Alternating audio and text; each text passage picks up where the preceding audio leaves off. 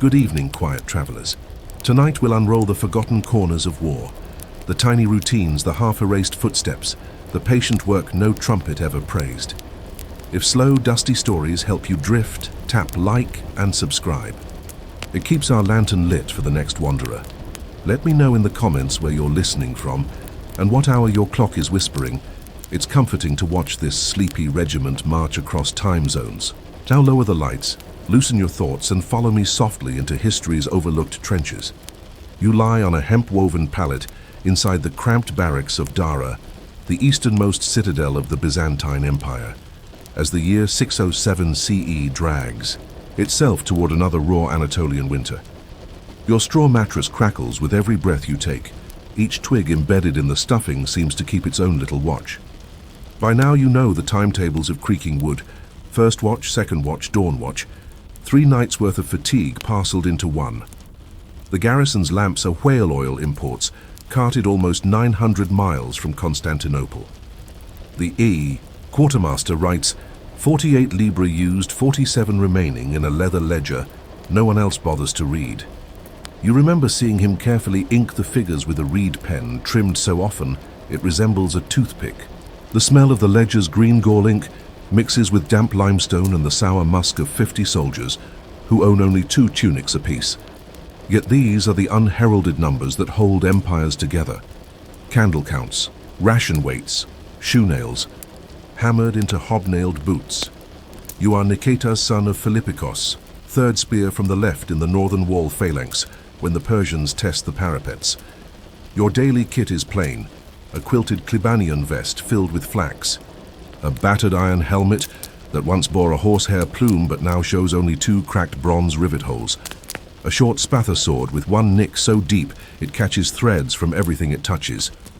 The pay is 8 solidi per year, theoretically. In practice, 1 coin in 4 is withheld to fund new ramparts you will never walk upon. At dawn, you march down to the cistern. The civil engineers, which means 2 old slaves really, lower a bucket whose knot has been retied 18 times, each resplicing marked by a thumb-sized smear of pitch. Water tastes of copper and dust. Still, you learn to appreciate its dull predictability, much like the fortress routine itself.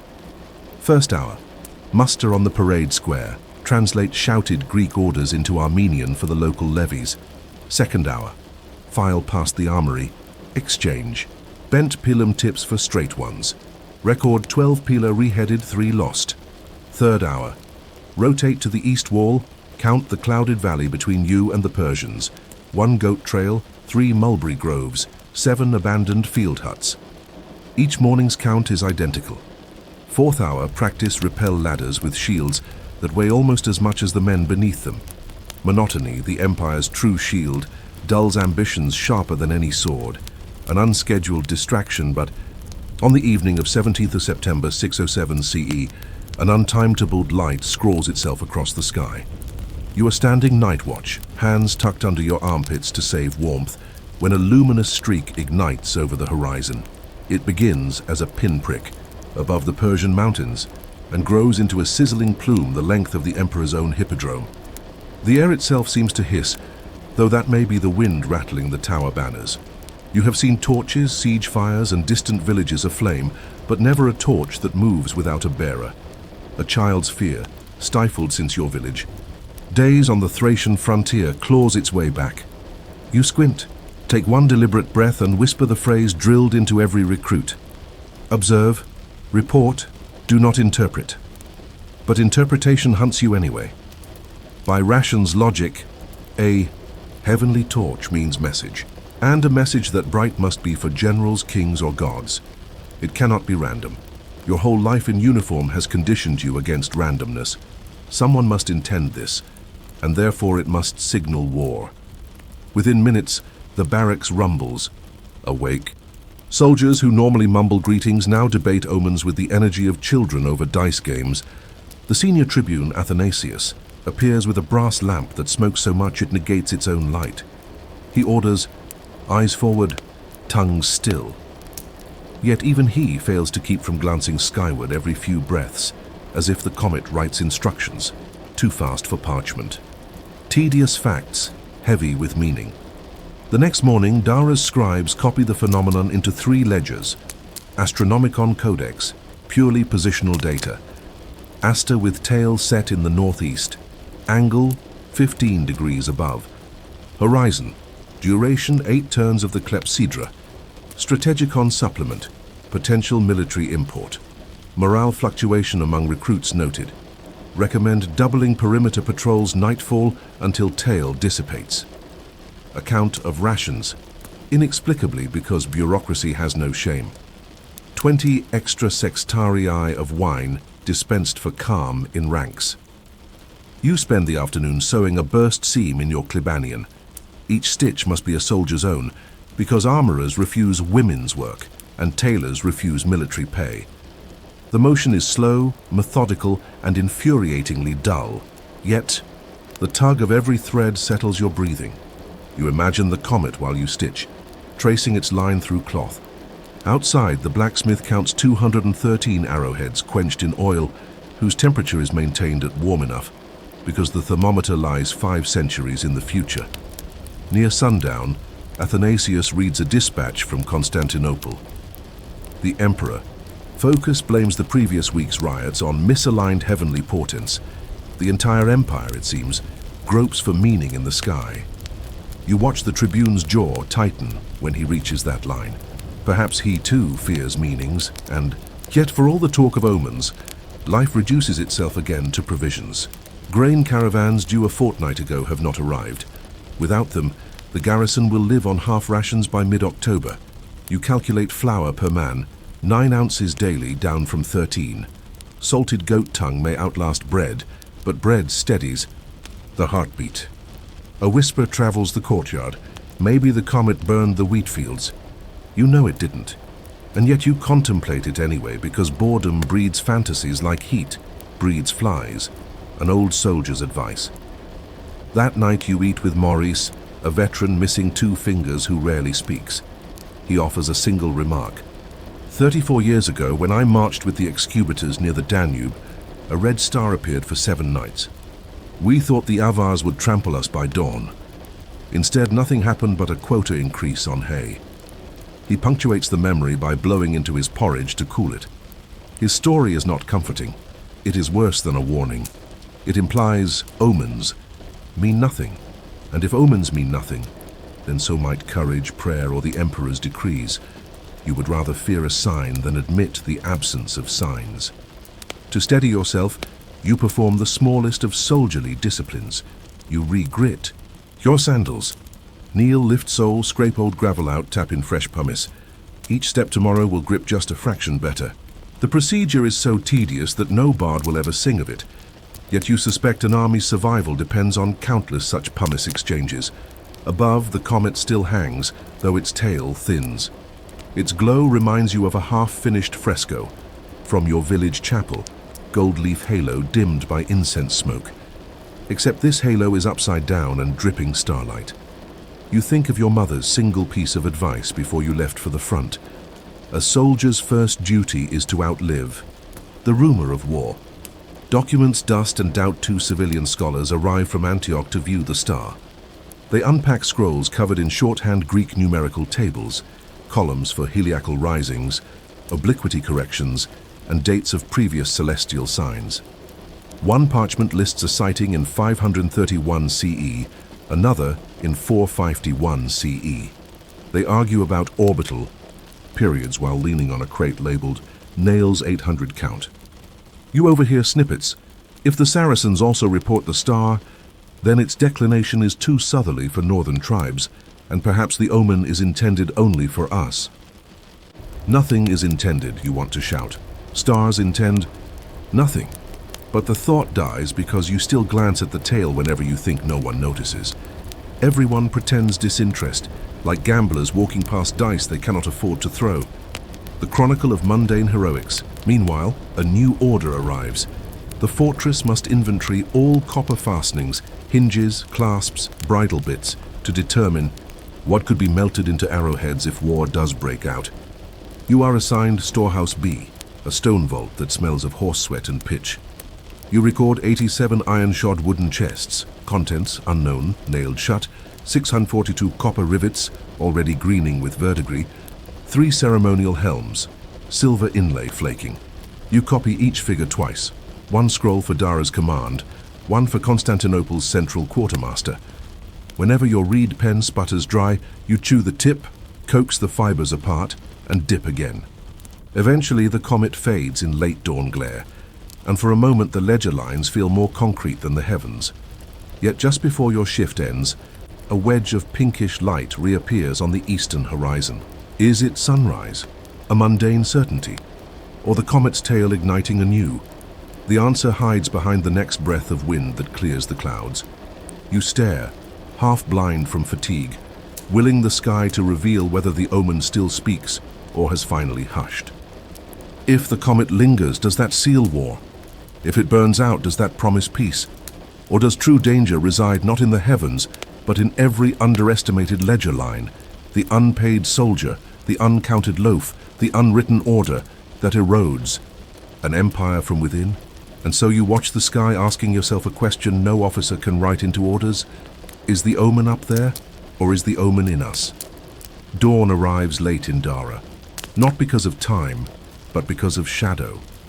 The mountains that separate you from Persia cast their chill across the valley well past sunrise, delaying warmth, delaying clarity.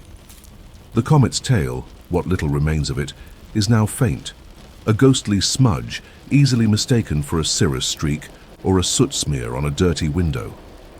And yet, for most of the garrison, it lingers in the mind longer than it does in the sky.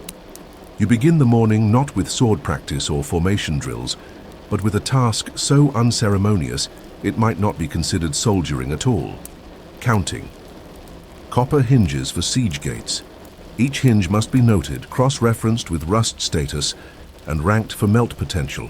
A job meant for a blacksmith's apprentice has been passed to you, because the scribes are overwhelmed transcribing astronomy notes, and no one wants to tell the tribune no.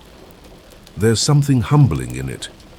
A soldier of the empire, surrounded by storied histories, Julian the Apostate, Heraclius the Divine Constantine, and you're chipping verdigris off hinges with a bone scraper. The records require you to categorize them: intact, no rust, usable, rust edge only, compromised, hinges flake or seize. You pause over one, wondering what usable really means when applied to a fortress on the edge of the known world. Whispers in the barracks, in the barracks. The comet continues to ferment superstition. A few men fast, declaring they will not eat until the heavens reveal their intent. Others smuggle in garlic cloves to hang around their necks, convinced the vapor will ward off celestial misfortune. A Cappadocian named Eustratius, once known for his practical jokes, now whispers of apocalypse. Comets mean kings fall, he mutters during mess, crumbling barley loaf between his fingers as though it was someone else's fate. One fell when Justinian's wife died, another when Maurice was murdered. They don't show up for no reason. You want to counter him with Maurice's earlier story, the red star that led only to a hay quota, but you remain quiet. Even skepticism has grown tedious. Instead, you fold your cloak under your chin, take a long sip of diluted wine and pretend to listen to your own heartbeat. It's steadier than the empire's borders, astronomy versus administration. By the 5th day after the comet's appearance, 2 more scholars arrive. These are not the amateur sky readers from Antioch, but learned men sent by the Praetorian prefect of the East. Their names are Diodoros and Menandros, and they carry rolls of parchment wax-sealed with the imperial crest. Their cloaks are fine wool, their sandals clean. They request access to the eastern watchtower for uninterrupted observation. The request is granted. Later that evening, you overhear Diodoros explaining to a curious lieutenant that the comet may be Halley's star, a cyclical wanderer. He shows charts marked with arcane Greek characters and mathematical notations too dense to follow without years of study. This is not a warning, he says. It's a routine. The heavens are clocks, not oracles. But clocks do not disturb. Dreams. That night, 2 men report nightmares, burning fields, enemy horsemen with stars in their helmets, fortresses dissolving into smoke. The psychologist of the camp, an aging priest once trained in Alexandria, declares these are the soul's response to uncertainty, not prophecy, yet the dreams persist. Rations reduced again midweek. The expected grain caravan still hasn't arrived. The scribe in charge of logistics, Demetrios, revises the daily ration from 9 ounces to 7. There's a groan across the mess hall when the announcement is made. 7 ounces of bread means chewing slowly, drinking more water and pretending. Hunger is just a matter of timing. Demetrios tries to soften the message by noting the garrison still has dried figs and pickled turnips. But figs ferment, and turnips do not inspire men to march. The true danger isn't the shortage, it's the resentment that grows in the margins between expectation and reality. Soldiers begin whispering that the Comet burned the crops in Phrygia or scared the mules in Lycia. No one mentions the logistical truth that road brigands, mudslides, or poor planning likely explain the delay. The truth is too dull, too bureaucratic. The Comet, however, is dramatic, and so it's preferred. Watchtower conversations, you find yourself assigned to the night rotation at the watchtower where Diodoros and Menandros are charting. The elder of the two, Menandros, invites you to sit. He eats a piece of cheese, soft and imported, while unrolling his notes. "You've seen it every night, haven't you?" he asks, voice low. You nod. He leans in. "What do you think it means?" It's a trick question. He's not seeking information, he's gauging fear. You reply carefully, "I think it means we'll be talking about it long after it's gone." Smiles, then offers a fact you hadn't known. The Chinese recorded it too. We received a letter from their court 2 years ago. Slow ships, you understand. They call it a broom star, not an omen, a cycle, like the moon, but longer. The Siu. Idea comforts you briefly, but it also opens a deeper discomfort. If stars are just cycles, then all omens are fictions. And if omens are fictions, then much of war, the morale, the belief in signs, the divine timing, is also fiction. You sit in silence, the tower cold, the air dry as old ink, preparations for nothing. By week's end, the Emperor sends an edict to all eastern garrisons. Reinforce defenses, prepare for winter incursions, but do not initiate contact with Persian forces unless provoked. The Comet, he says, is to be taken as inspiration for renewed vigilance, not dread. It is a beautifully bureaucratic sentence. It neither denies the omen nor endorses it. It simply converts it into policy. And so, your unit drills slightly longer.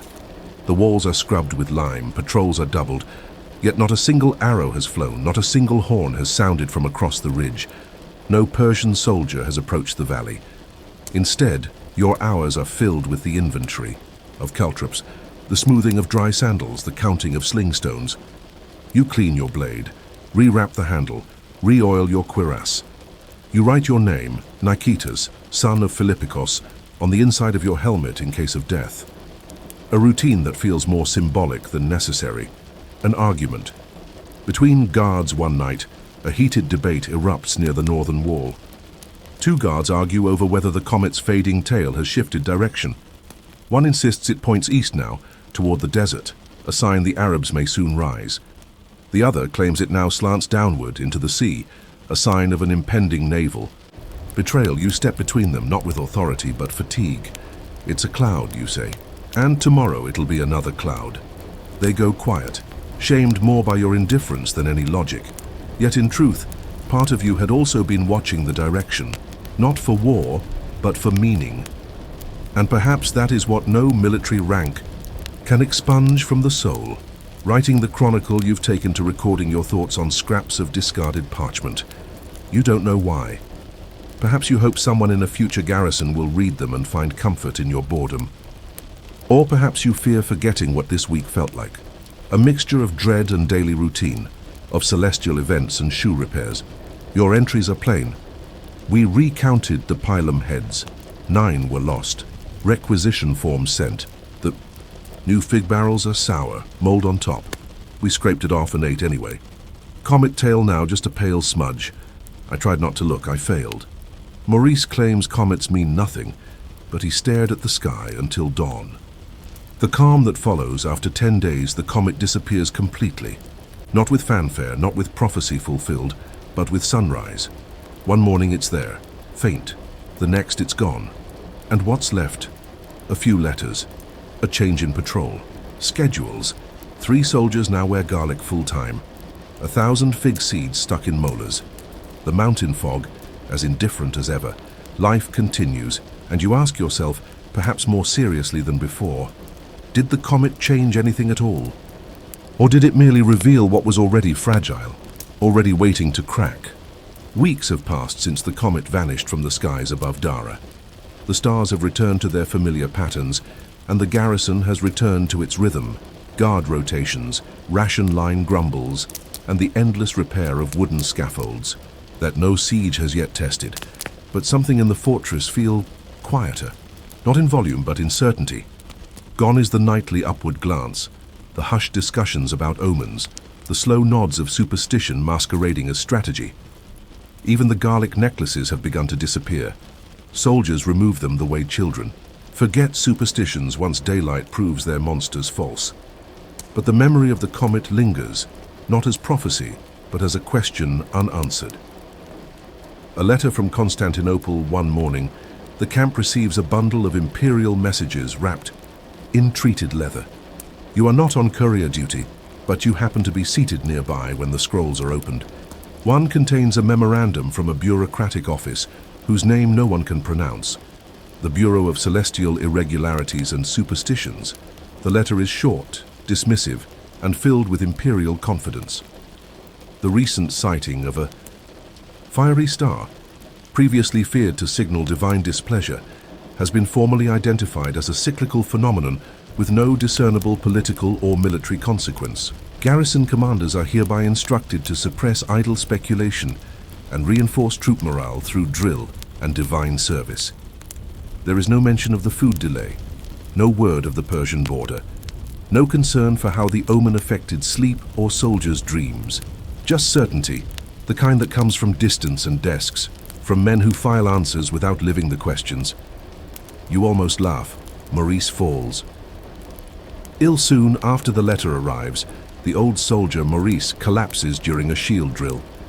The medic says it's the lungs. Too many cold nights on watch, he shrugs. He is confined to the infirmary, his chest wrapped in cloth soaked with vinegar and rosemary. You visit him in the evenings. He no longer speaks of omens. He asks only about inventory. Did they finish counting the slings, he murmurs through dry lips. You nod. 412 confirmed. 28 are fraying. He smiles faintly. Good. Slingstones. Don't care about comets. You don't know if it's meant as a joke or a truth. Perhaps both. A Persian messenger. Appears on the 28th day after the comet's last sighting. A Persian envoy arrives at the eastern gate under a white banner. He is escorted by 2 guards and a donkey bearing a satchel of wax-sealed letters. His cloak is patched, his beard neatly trimmed. He speaks Greek with a scholar's accent. The letter he delivers is astonishing. A proposed ceasefire. It cites weather conditions, trade concerns, and an unfavorable sign in the heavens. There is no mention of troop numbers, border patrols, or territorial disputes. The envoy adds almost casually that many in Ctesiphon believe the comet was a curse, and perhaps it is wise to delay war. The tribune raises an eyebrow. Delay? The envoy nods. Yes, just until the sky calms. The irony is suffocating. Both empires, full of men, weapons, treaties, maps, held their breath not for armies but for an astral shrug. After the envoy, the fort holds a modest feast the next night. Bread is baked fresh from newly arrived grain. Salted lamb is shared, perhaps too generously, and someone finds half a flask of Thracian wine in the back of the ration cellar. You sit across from Eustratius, the man once obsessed with garlic charms. He laughs now, red-faced, and toasts the stars. To the comet that saved our hides, he shouts. You smile, but quietly. You don't toast. You chew your bread slowly, watching the sky for nothing in particular. Thoughts in the watchtower, you. Return to the watchtower in the late hours, as fog coils like smoke around the parapets. The stars are quiet tonight, familiar. In your coat you carry the parchment you've been writing on for weeks, your informal chronicle of nothing. Its entries are dull, dry, and beautiful in their absurdity. Day 11, olive barrel missing. Suspect trade with shepherds. Day 13, sling ropes repaired with horsehair twine, unusual elasticity. Day 16, sky clear, Everyone still looking up. Day 22. Maurice asked for the fig count. It's still 9 barrels, too sour. You consider adding tonight's entry. Day 28. Peace was negotiated by a fear of light. You don't write it. Instead, you fold the paper. Maybe you'll leave. Hit for someone else to find. Maybe you'll carry it back to your village one day. Maybe it will be used to start a cooking fire in the next siege. All possibilities are equal now. A final inspection. Before sunrise, the quartermaster walks the outer wall alone. You follow, a few paces behind, uninvited but not unwelcome. He runs, his fingers over the stone, feeling not for cracks but for continuity. The way a shepherd checks fences more out of habit than concern, you ask him, "Did you ever believe the comet meant war?" He shrugs. "I believed it meant we'd all work harder." Then he stops, stares out over the ridge, and adds something. "Quieter. But I also believed we'd be forgotten if it didn't." The reflection, and so the comet passed. It did not spark a battle. It did not burn crops. It did not topple kings or shift borders. But it changed something hard to write into scrolls. It reminded every man in that fortress, for a brief span of days, that fear does not need proof. That boredom breeds belief. That the sky can hold a mirror, not just a message. And perhaps that is the real danger of omens. Not what they foretell, but what they awaken. Not the armies they summon, but the doubts they expose. You, Niketas, son of Philippikos, will someday leave. Dara, you may serve in Egypt or the Balkans or not at all. You may return to a life of fields and grain taxes, but you will remember this, that for nearly a month the empire stood still because of a light in the sky, and for some reason that mattered more than war.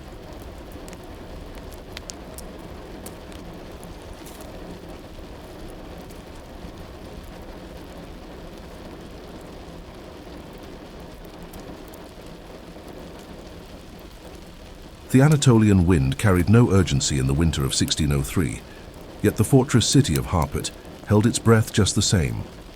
Tucked into the rugged shoulder of eastern Anatolia, Harput was a place the map-makers of Istanbul only remembered when the frontier flared. It was neither rich nor glamorous. Its marble had long been quarried dry and its minarets were modest, but it stood firm on a rocky perch above the plain, a bottleneck of trade, water, and war.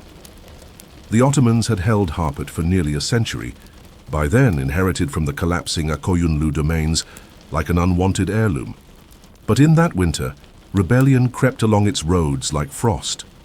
The Silali uprisings, a chaos of tax revolts, bandit princes, and rogue provincial governors, were sweeping through Anatolia. Small towns burned. Major roads were cut. The imperial grain caravans were ambushed more often than not. The Janissary, commander of Harput, Serdar Ismail Bey, expected a siege by spring. The fortress had walls, it had cannon. It had a garrison of 380 men, give or take the sick and the cowards. But more importantly than all of that, it had a man named Yusuf, and Yusuf had a ledger. The most boring man in Harput, Yusuf ibn Suleiman, was the fortress quartermaster, and quite possibly the most profoundly dull man to ever shape the outcome of a battle. He was neither soldier nor scholar. He did not own a sword. His only weapon was a reed pen which he dipped precisely 5 times per page. His coat was patched in the same 4 places for the last 10 years, cuff, elbow, hem, and the inside. Breast pocket, where he kept his measuring string. Every morning Yusuf descended into the cold stone-vaulted storage chamber beneath the west tower. It smelled of grain dust, damp canvas, and brass scale weights. There he would spend hours balancing columns of numbers that most men never thought about. Barley, coarse ground, 30,246 okers. Dried lentils, 2,001 okers. Salted beef, 173 barrels, 5 showing early signs of brine failure. Clean water, stored, in cisterns, 6,000 okers equivalent tallow for lamps. Dwindling. Requisition pending from Malatya. To the garrison, Yusuf was a nuisance. He denied extra rations. He insisted boots be repaired, not replaced. He once confiscated a sack of raisins from the armorer's son because it had been drawn without receipt. But Serdar Ismail Bey knew better. "Wars are not won with iron," he said quietly one evening. "They are won with flour." The first hint of siege in mid-December. A scout rode in from the southeast, half frozen and without his horse. He carried a single sentence scratched. On goat-hide parchment, Chalali rebels, roughly 800 strong, passed Palu, likely to Harput within fortnight. There was no panic in the fortress. The walls were sound. The cannons were oiled. The men had powder and morale. What they lacked, Yusuf noted grimly, was barley math. He brought his ledger to the commander the next day, along with a wax tablet and 2 pebbles, his visual aid. He began, "One soldier eats roughly 2 okas of food per day. Bread, soup, some beef. That is 60 okas for 30 men. Now multiply by 380 and we require 760 okas daily. We currently hold 16,000 okas of usable barley. That gives us..." He paused, sliding the pebbles from the tablet to the table. "Just over 21 days of food before the barley is gone." Ismail Bey frowned. "And the rest? Lentils perhaps 10 days' worth if rationed. Water is plentiful if the cistern holds.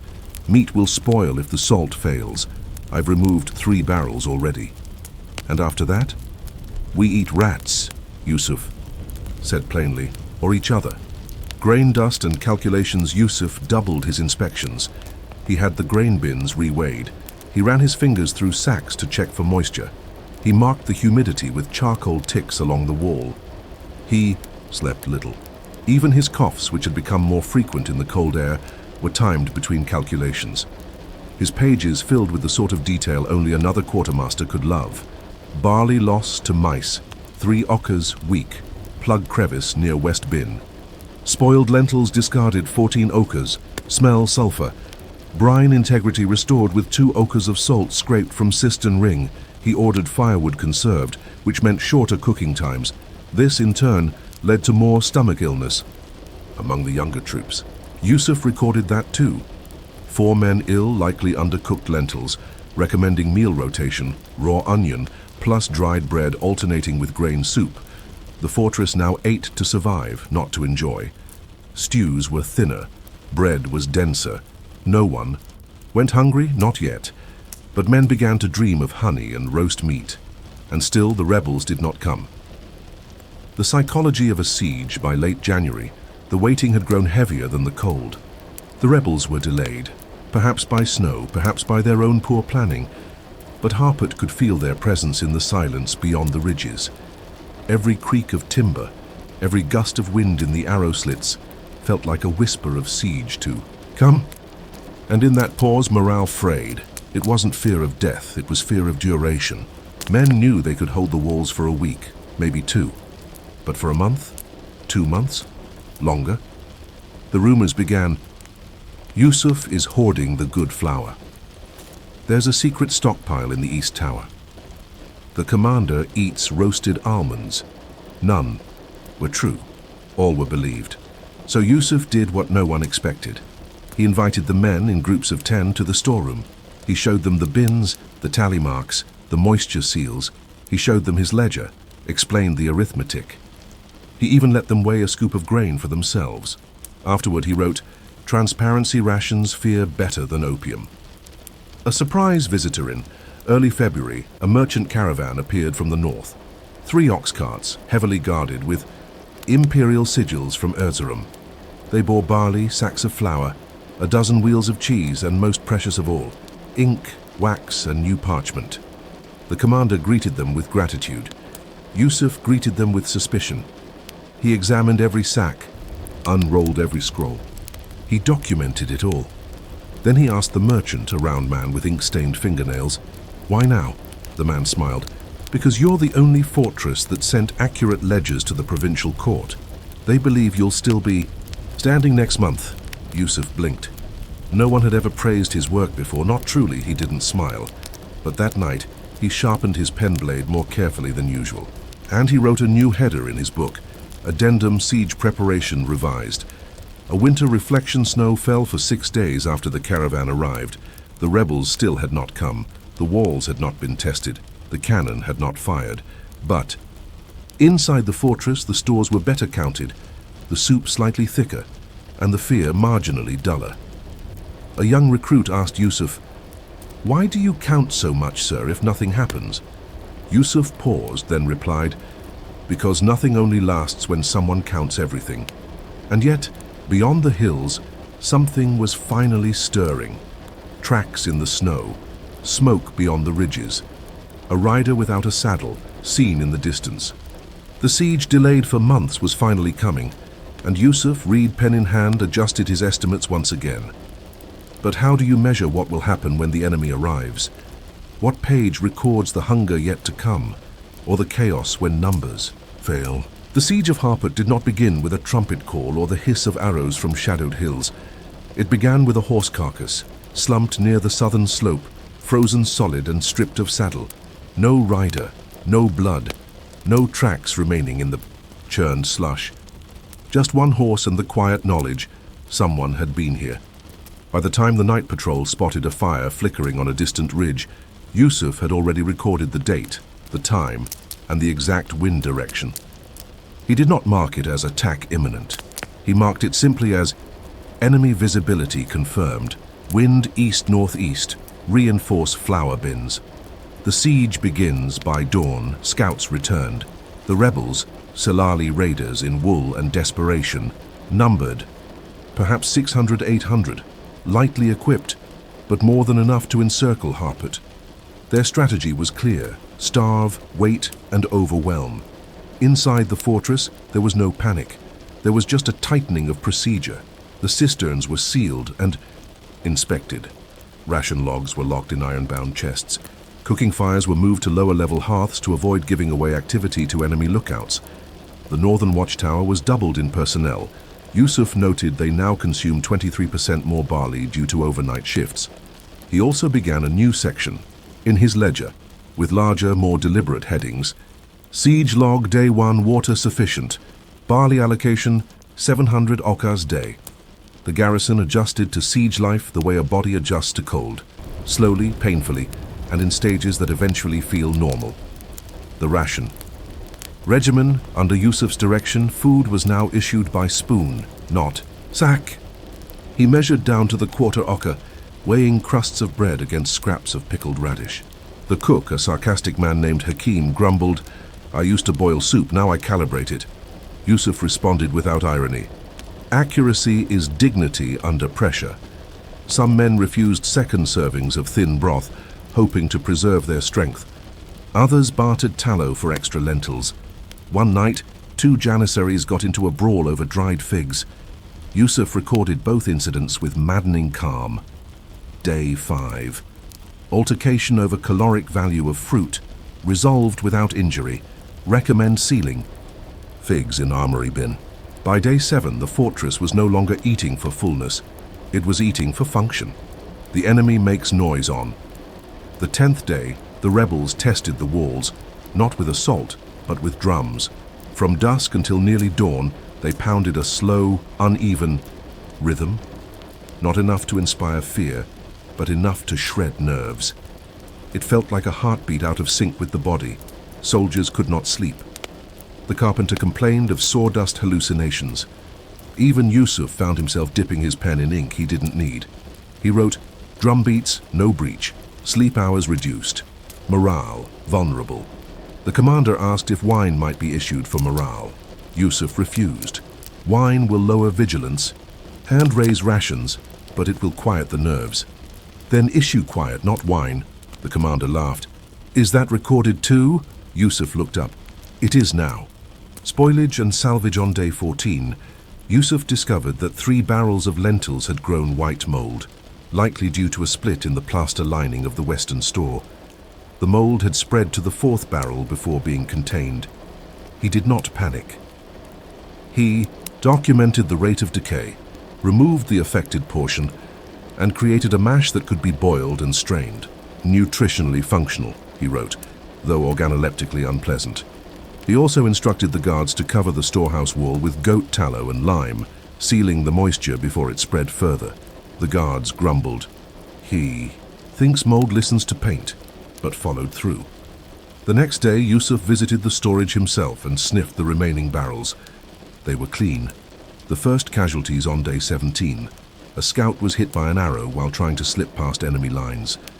He lived long enough to report rebel movement westward, possibly preparing a feint or searching for another target.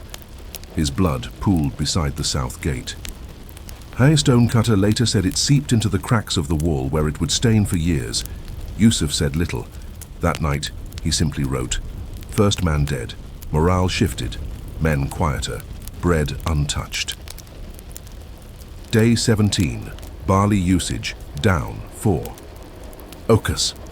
It wasn't until years later that historians would realize the accuracy of that day's entry. Starving men don't eat less because they have enough. They eat less because grief robs appetite faster than hunger sharpens it.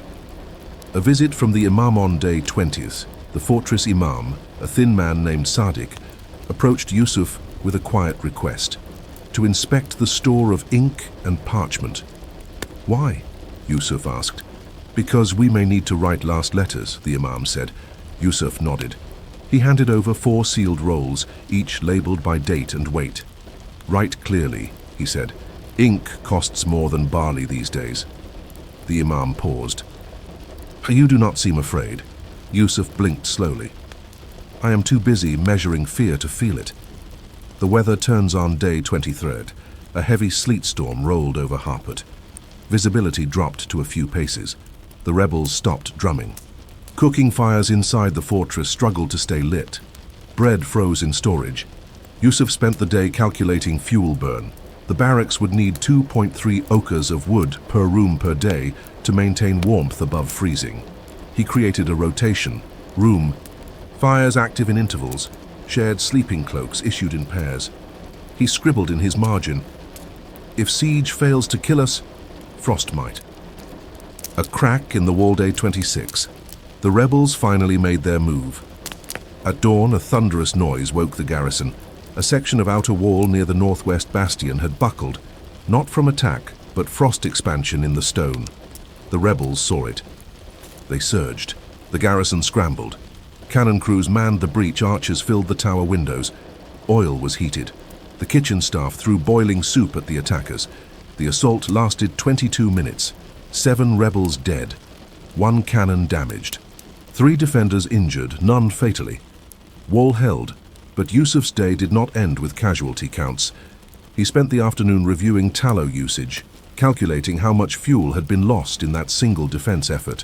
He estimated 9 ocas of wood, 2.5 ocas of tallow, 1 full pot of soup, 11 bowls, irreparably shattered. His entry that night: wall breach averted, resources depleted, kitchenware casualty rate unacceptable. A letter to no one. That night, Yusuf did something he hadn't done in years. He wrote a personal letter, not to family, he had none, but to whoever might read it someday. To the reader, if ever this fortress falls. We tried. We did not waste.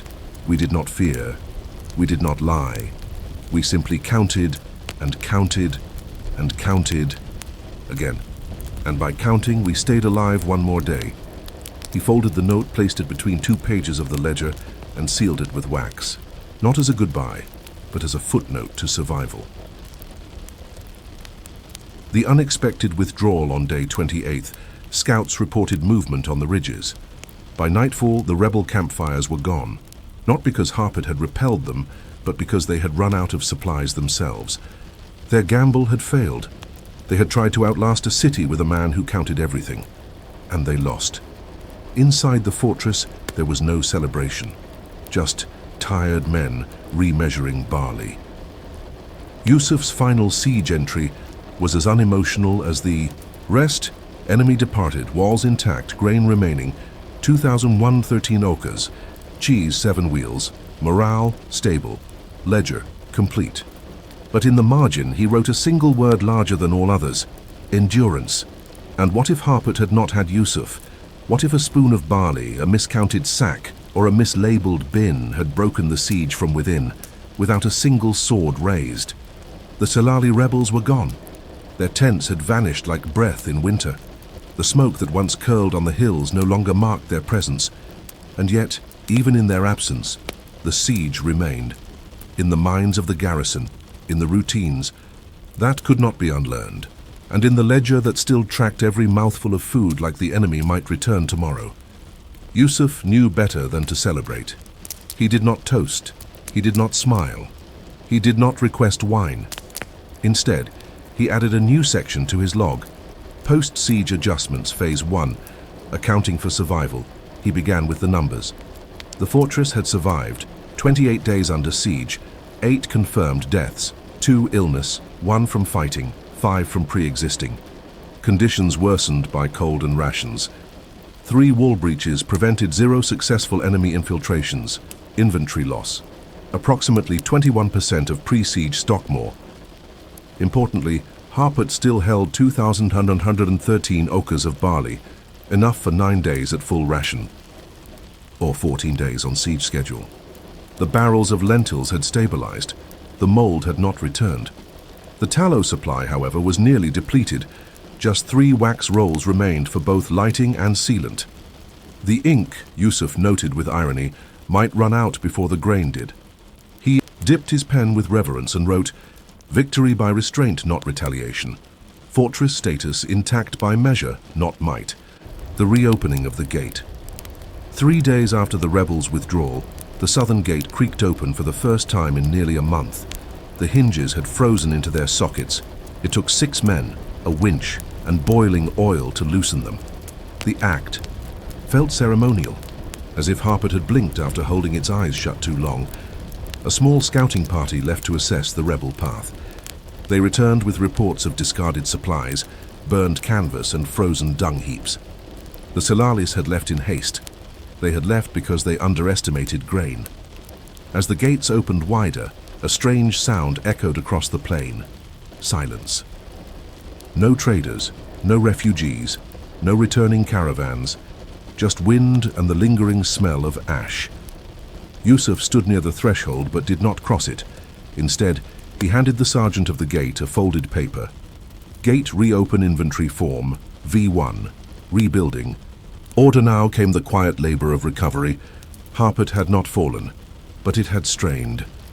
Wooden battens along the north tower needed replacing. The grain bins required recoating. Several of the cistern locks had begun to rust. Rats, having grown brave during the siege, now scurried openly. Through the courtyard, Yusuf developed a new chart, Fortress Repair Prioritization Index. He listed in this order water security, grain bin reinforcement, kitchen chimney sweep, outer gate, relocking mechanism, pest containment morale, a rotation, reinstating warm meals once every 3 days. He requested no parade, no commendation. His voice never rose. But when he spoke, even the sergeant with 3 gold tassels obeyed.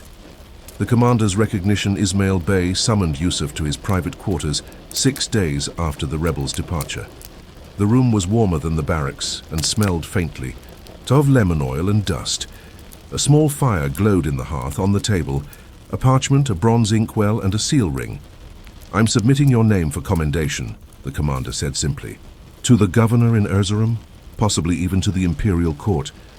Yusuf adjusted his collar, already fraying again. What would the commendation be for? For endurance, Yusuf blinked. Endurance isn't a title. It should be, Ismail Bey said.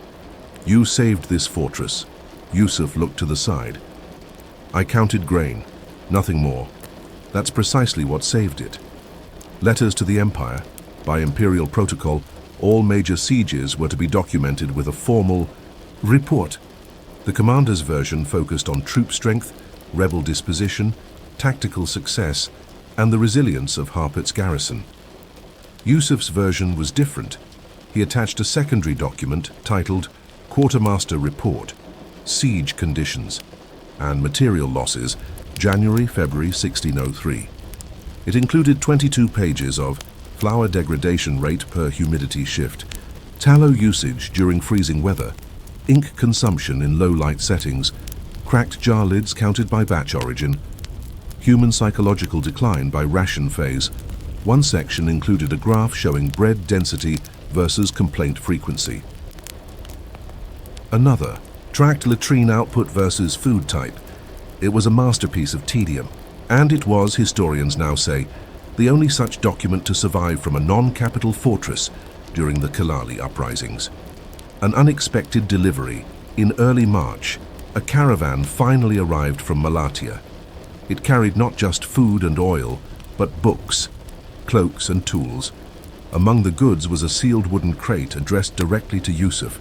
Inside, new parchment, 3 fine reed pens, 1 silver inkwell, and a single letter. From the office of the Imperial Quartermaster General, your reports have been received and studied. Your ledger is hereby added to the Imperial Collection of Siege Records, Topkapi Palace Archives. Your figures will guide future provisioning standards across the eastern provinces. Continue your records, the Empire listens. Yusuf read the letter once, folded it, placed it beneath his sleeping mat. He did not smile. But that night, for the first time in years, he repaired the 4th patch on his coat. The ledger is sealed by. Early April, life in Harput returned to something resembling normal. Traders returned. The bazaar reopened. Grain prices stabilized.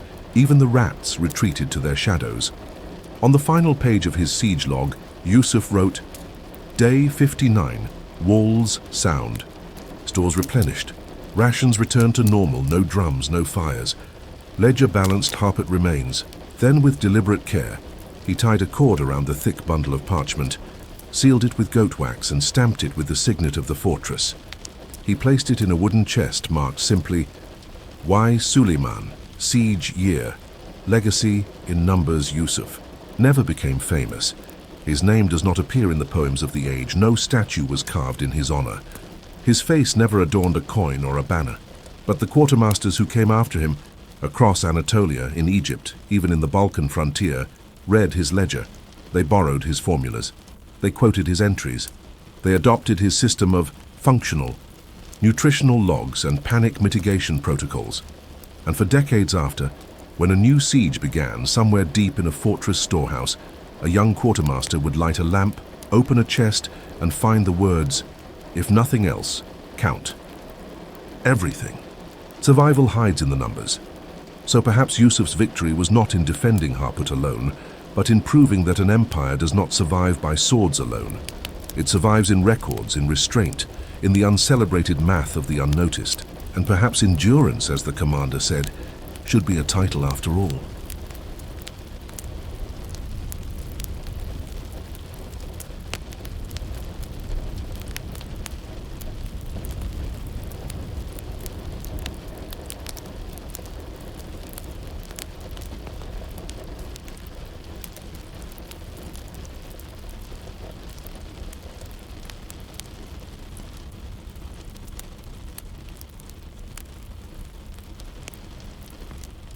You are in a snow-covered bivouac, somewhere outside Grodno near the edge of Poland, in the December of 1812. The French Grande Armée, what remains of it, is no longer marching forward. It is limping westward, disintegrating under snow and starvation. And among this frozen retreat, hidden between battlefield glories and military blunders, lies something far less studied, but just as lethal, the frostbite logbook of the 8th Line Infantry Regiment. No trumpet sounds for frostbite. No medals are issued for black toes. But in that bitter winter, frostbite became the most common injury, the quietest killer, and the best recorded failure of preventive military health Napoleon's army ever attempted to forget. The regiment nobody. Noticed? The 8th Line Infantry was not elite. It was not glamorous. It was not chosen for the Emperor's personal guard. It had no bearskin hats or shimmering sashes. Its uniforms were wool, dyed a dull blue, patched so often that the original shade was more theory than cloth. They were from central France mostly, cobblers' sons, millers, farmhands. Their officers were competent but not inspired. They drilled well, they followed orders, and during the early campaigns they performed without drama, which was considered a compliment. But by the time they reached the edge of Russia and the campaign began to turn, the 8th Line found itself not at the front of history, but buried under it. The arrival of cold does not announce itself on the battlefield. It creeps in. At first, the men noticed rifle straps sticking to their fingers, tin buttons icing over, the water in canteens turning to slush before dawn. Then, noses ran with blood. Fingers grew stiff, ears cracked. By mid-November, the battalion medic adjutant surgeon Henri Lasalle began recording cases of extremity freezing in a brown leather ledger. The first entries were clinical. Private Bouchard, left foot, 2 toes discolored. Corporal Reynard, both ears, blistering. Observed, but within a week the entries grew longer and more desperate. Private Marius L, entire left hand blackened. Attempted thawing failed. Smell suggests necrosis. Recommend amputation. Lacks surgeon. No French soldier had proper frostbite training. They had shoes, not boots. Wool mittens, not fur. Rags, not proper insulation. And still they marched, because they were ordered to, and because frostbite wasn't seen as heroic enough to delay an advance. The first regulation on December 2nd, after a particularly brutal night bivouac, Lasalle issued a company-wide order, written in charcoal on a musket crate. All men must sleep with feet against a comrade's belly or inside their knapsack. Remove boots at night to allow wool to dry. Socks may be exchanged once every 3 days at Quartermaster station. No bare skin to touch metal after dusk. The response? Muted, mostly. The men were too cold to argue and too desperate to care. Some obeyed, others risked it. Discipline weakens when fingers go numb. One sergeant, Lambert, refused the rule on principle. A Frenchman shares wine, not his belly. He lost 2 toes by week's end. Quartermaster records, the 8th line's assistant. Quartermaster, a quiet Alsatian man named Claude Erhard, began compiling numbers in parallel with Lasalle. His pages are filled with freezing statistics. Boots with sole integrity. 113 of 312 blankets per 10 men. 3 pairs of dry socks remaining. 41 gloves, serviceable, 18 total. He didn't label his log frostbite prevention. He titled it simply Winter. Material attrition, observations. But in these pages you see the real war. Not cavalry charges, but crusted cloth. Not cannon wounds, but cracked toes. Erhard's most damning note, on December 10th. Ration carts frozen in marsh. No new footwear inbound. Replacements advised to stuff boots with straw. Reported to division command. Response? None. Personal remedies and soldier science. The men, left to themselves, invented folk remedies. Some rubbed onion on their toes. Others poured drops of brandy into their boots before sleep. A few heated bullets over fire and tucked them into mittens until one misfired. There were attempts at insulation. One soldier sewed horsehair into his sleeves. Another lined his coat with pages from a confiscated Russian Bible. Lasalle recorded each with professional detachment, field experiment, compressed hay underfoot, wrapping. Moderate success, 6 HRAs. Paper lining increases sweat retention. Effectiveness limited unless replaced daily. No one spoke of pain anymore, they spoke of numbness. Pain would have been a mercy, it meant circulation. Numbness was the absence of hope. The quiet death of tissue before the soldier himself knew it was gone. A dying doctrine. Napoleon's general orders, still circulating via courier, even in snow, emphasized mobility, discipline, and speed. No mention of frostbite, no policy changes, no issued boots, no emergency rations of fur or oil. The army that had crossed Europe with mathematical precision was now crumbling in silence. Because the enemy was not Russian steel, but cold itself. Lasalle's entries grew angrier. Day 28. 23 men with partial foot loss, no scalpels, no clean linen, officer inspection team unaware. I burned my own scarf to warm hands enough to hold pen. The campfire conference on December 14th, with temperatures reaching 25 degrees 6. A group of officers convened near a makeshift fire to review troop conditions. Lasalle and Erhard were summoned. The transcript was later summarized in a back-page field note. Captain Maillot, we must move. Frostbite is regrettable, but delay is death. Lasalle, we're already dying. Every march costs 12 toes and a few fingers.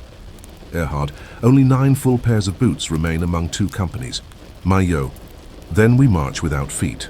No order was changed. The firewood was divided evenly. Erhard noted the fire lasted 42 minutes before extinguishing. The last entry on December 20th, the 8th line reached the ruins of a half-frozen village near the Bug River. No rebels attacked, no gunfire sounded. But the river could not be crossed. The ice was too thin to support carts, too thick to break. The men camped. They boiled leather straps for broth. They slept standing. They stopped recording frostbite cases, not from improvement, but from sheer scale. Lassalle's final recorded case in rushed handwriting. Private Andrieux, both feet, entire hand, cheeks blackened, did not wake, buried beneath salted straw.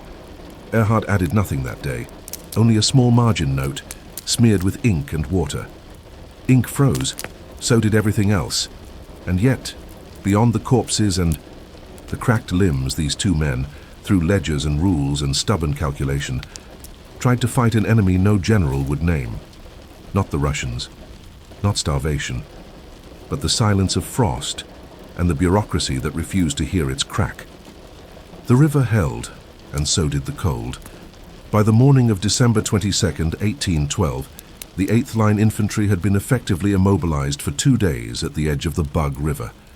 The road west was blocked not by enemy cannon, but by a sheet of ice too weak to carry wagons and too hard to break with shovels.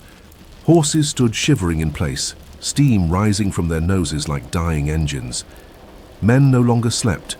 They merely leaned against whatever structure hadn't collapsed under snow.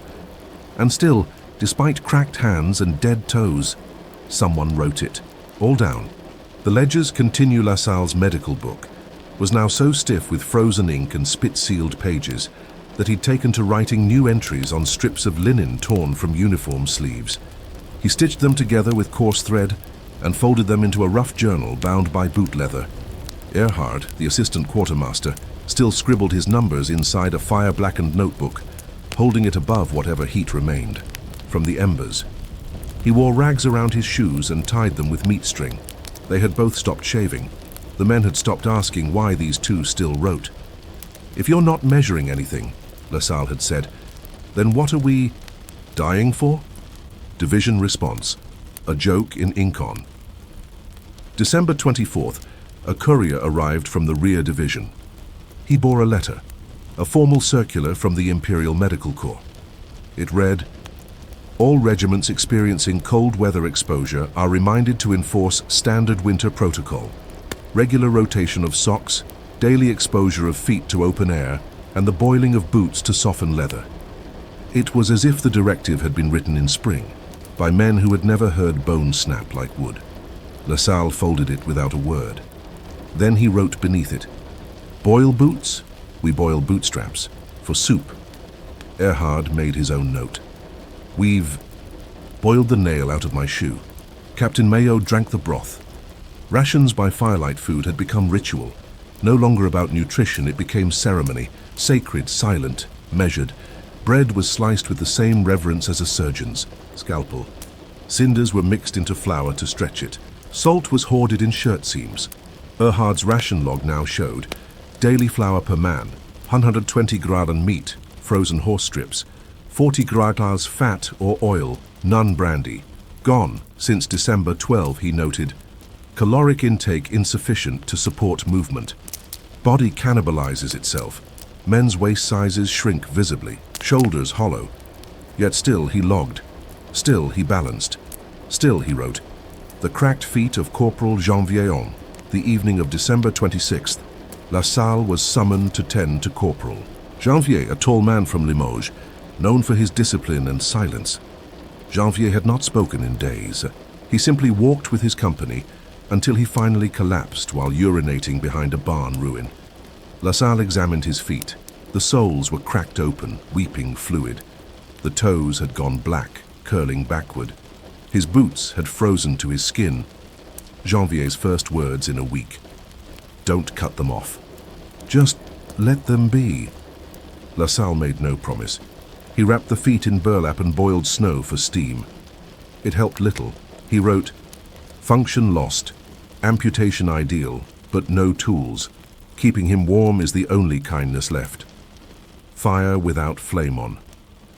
December 28th, Erhard recorded a remarkable event. The regiment successfully built a fire large enough to warm 10 men, using furniture from a nearby barn and a stack of dry straw hidden beneath rotting hay. They gathered around it like pilgrims. Some wept. One man sang a folk tune no one recognized. LaSalle used the warmth to clean wounds, reboil bandages, and sharpen one remaining scalpel, using a soldier's broken bayonet as a grinding stone. Erhard, meanwhile, recounted their medical alcohol. 26 ml remaining, used for cleaning, not drinking. He didn't even consider drinking it. He calculated how many fingers it could disinfect instead. A moment of defiance on New Year's Eve. With the ice on the Bug River finally beginning to thicken to passable strength, LaSalle stood before a small huddle of frostbitten soldiers and did something no one expected. He told a joke. "They said we would die for glory, but I think we're dying for statistics." The men laughed. Dry, brittle laughs, but real. Erhard raised a canteen in toast. "To the ledger," he said. They drank melted snow and let it be wine. For a moment, frostbite wasn't the enemy. Silence was the final crossing. On January 3rd, scouts declared the ice thick enough to cross. The 8th line moved, or what was left of it. They carried the wounded on doors and doors on sleds. They moved by squads, each commanded not by rank, but by who could still walk without stumbling. LaSalle stayed at the rear, overseeing the frostbitten and the dying. Erhard walked near the front, still clutching the satchel that held his ragged notebook. No drums, no banners, just a line of blue rags trudging across a frozen mirror, barely human now. They reached the opposite bank by nightfall. No one cheered. LaSalle wrote, "Crossed river. 8 dead today, toes lost, ledger intact." One final regulation. Once over the river, the 8th line bivouacked near a collapsed farmhouse. There, in a corner not yet claimed by rodents, LaSalle scrawled a final personal regulation on a plank. "If warmth is absent, rotate boots nightly. Sleep in contact with at least one other soldier. Record all injuries, record everything. Let cold be named." He nailed it to the barn wall with a bayonet tip. Years later, a Prussian officer would find the plank still there, long after the army had retreated and the war moved on. The legacy. No one wanted. The French army never formally issued frostbite protocol changes after the Russian campaign. The official reports mentioned starvation, exposure, disease, but not toes, fingers, or boots turned to ice. But some regiments began issuing 2 pairs of socks per soldier. Some began using fur boot inserts, field foot warming drills, and oil rubs. No one cited LaSalle or Erhard. No one mentioned the 8th line. But their logbooks, copied quietly into Quartermaster archives in Lyon and Dijon, informed cold weather marching doctrine for the next 2 generations. A margin note that survived. In a final margin of his ledger, Erhard wrote a single line that is now etched on the wall of the Military Medical Museum in Paris. "We counted because no one else would. If frostbite is invisible, so are we." And beneath it, in LaSalle's thin script, ink freezes blood clots, but the pen remembers. So what was the true defeat of Napoleon's army in Russia? The cold, yes. The hunger, certainly. But also this, that men died quietly of frostbite while orders marched on. The worst of the retreat was over, but the damage had already been done. By mid-January 1813, the remnants of the 8th Line Infantry Regiment had reached Thorn, a windswept town in what is now Poland. There, the survivors, just 87 men of the original 312, were quartered in a church-turned field hospital and a series of stables so cold that water froze in buckets by midday. They were no longer marching, but they were not yet safe. This was where the frostbite cases were finally counted, and where the logs of LaSalle and Erhard, 2 ordinary functionaries of Napoleon's forgotten infantry, would come to define a new kind of wartime record, the bureaucratic anatomy of physical collapse. The audit, the quartermasters of the garrison in Thorn, greeted the 8th Line's arrival with pity, then disbelief, then logistical panic. There were not enough beds, not enough blankets, not enough clean water to tend to the wounds of men whose extremities were mottled, blackened, or missing entirely. An official from the Grand Armée's supply office arrived on January 18th to conduct a survivability audit, a cold formality required by Napoleon's command to determine which units could be reformed, merged, or dismissed. Erhard submitted his own pre-prepared ledger. bound in rags and stained with grease and soot. It included names and conditions of 198 frostbite victims, not all of whom survived, notes on causes, poor insulation, lack of dry socks, sleeping on frozen ground, contact with metal at night, outcomes, amputations, infection, deaths from shock and long-term disability. The auditor raised an eyebrow at the detail. "Where are the officers?" he asked. Erhard replied flatly, "Dead or limping." The field hospital ledger. Inside the converted church, LaSalle now acted more priest than surgeon.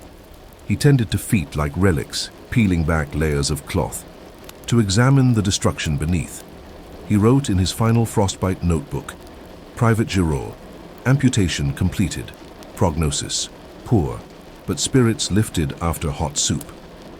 Sergeant Truffaut, right hand lost, requests to re-enlist as scribe, denied.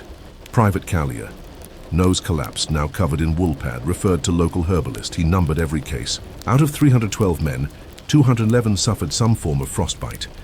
Of those, 81 lost digits or limbs. 19 died during or immediately after the retreat, and 5 were still in delirium. Each line was cold, clean, final. And beneath all this, LaSalle wrote a single rule larger than all the others: pain delayed is pain multiplied. The Board of Inquiry on February 3rd, officers from the main French force arrived to conduct a Board of Inquiry. The purpose, to evaluate why so many regiments, including the 8th, had suffered such catastrophic losses to cold weather rather than battle. The findings were predictable. The 8th line was not blamed, nor was Napoleon's strategy. Instead, the board cited unusual winter severity, failure of auxiliary supply chains, unexpected marsh terrain contributing to foot moisture retention. LaSalle sat quietly during the hearing, his feet still wrapped in cloth, his breath visible in the cold chamber. When asked if he had any comments, he said, "The enemy was not the snow. It was the system's refusal to believe in cold." Erhard offered a thin smile but said nothing. He had already copied his frostbite charts into a second book, which he planned to send to his cousin, a bootmaker in Alsace, the soldiers who remained by. Late February, the army had recovered enough to prepare for new campaigns. The soldiers who could walk were reassigned.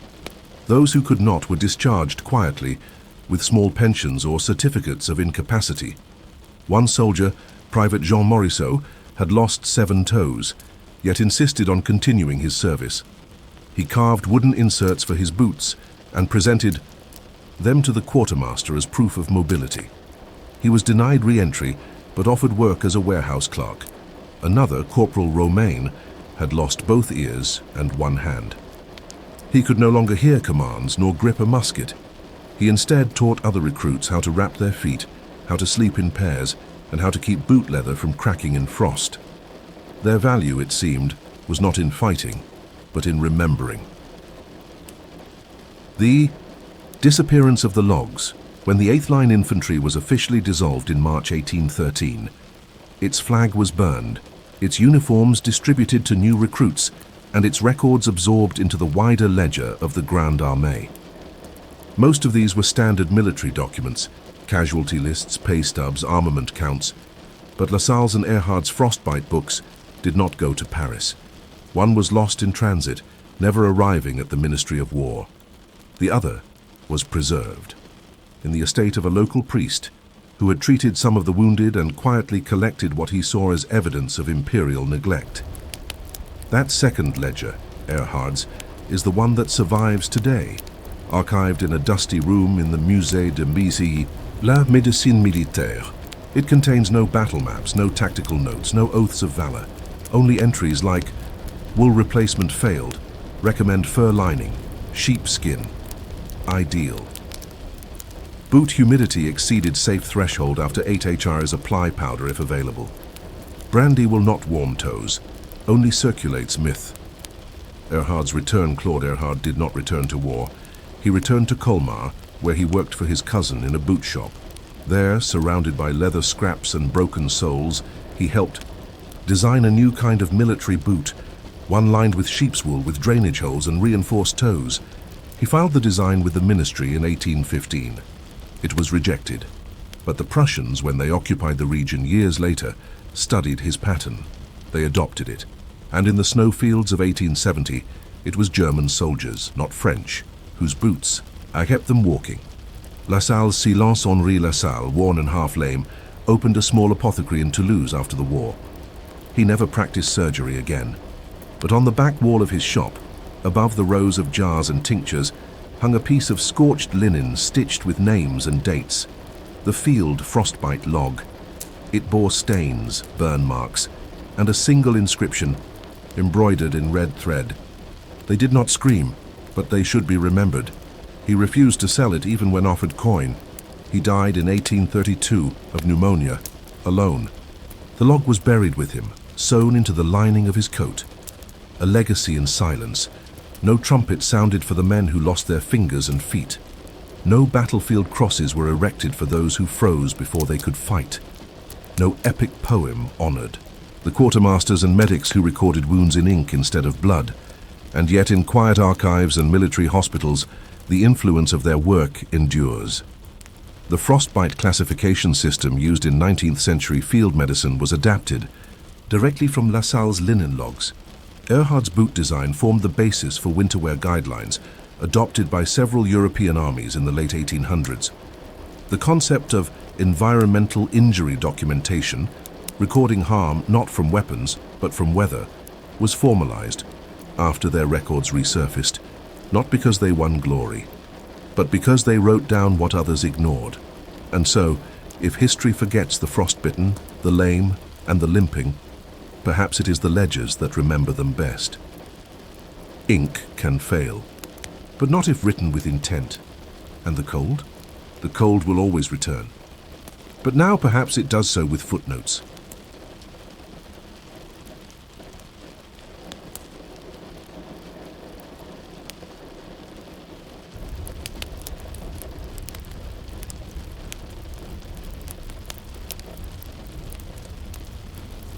The jungles of Burma, 1943, did not respect hierarchy.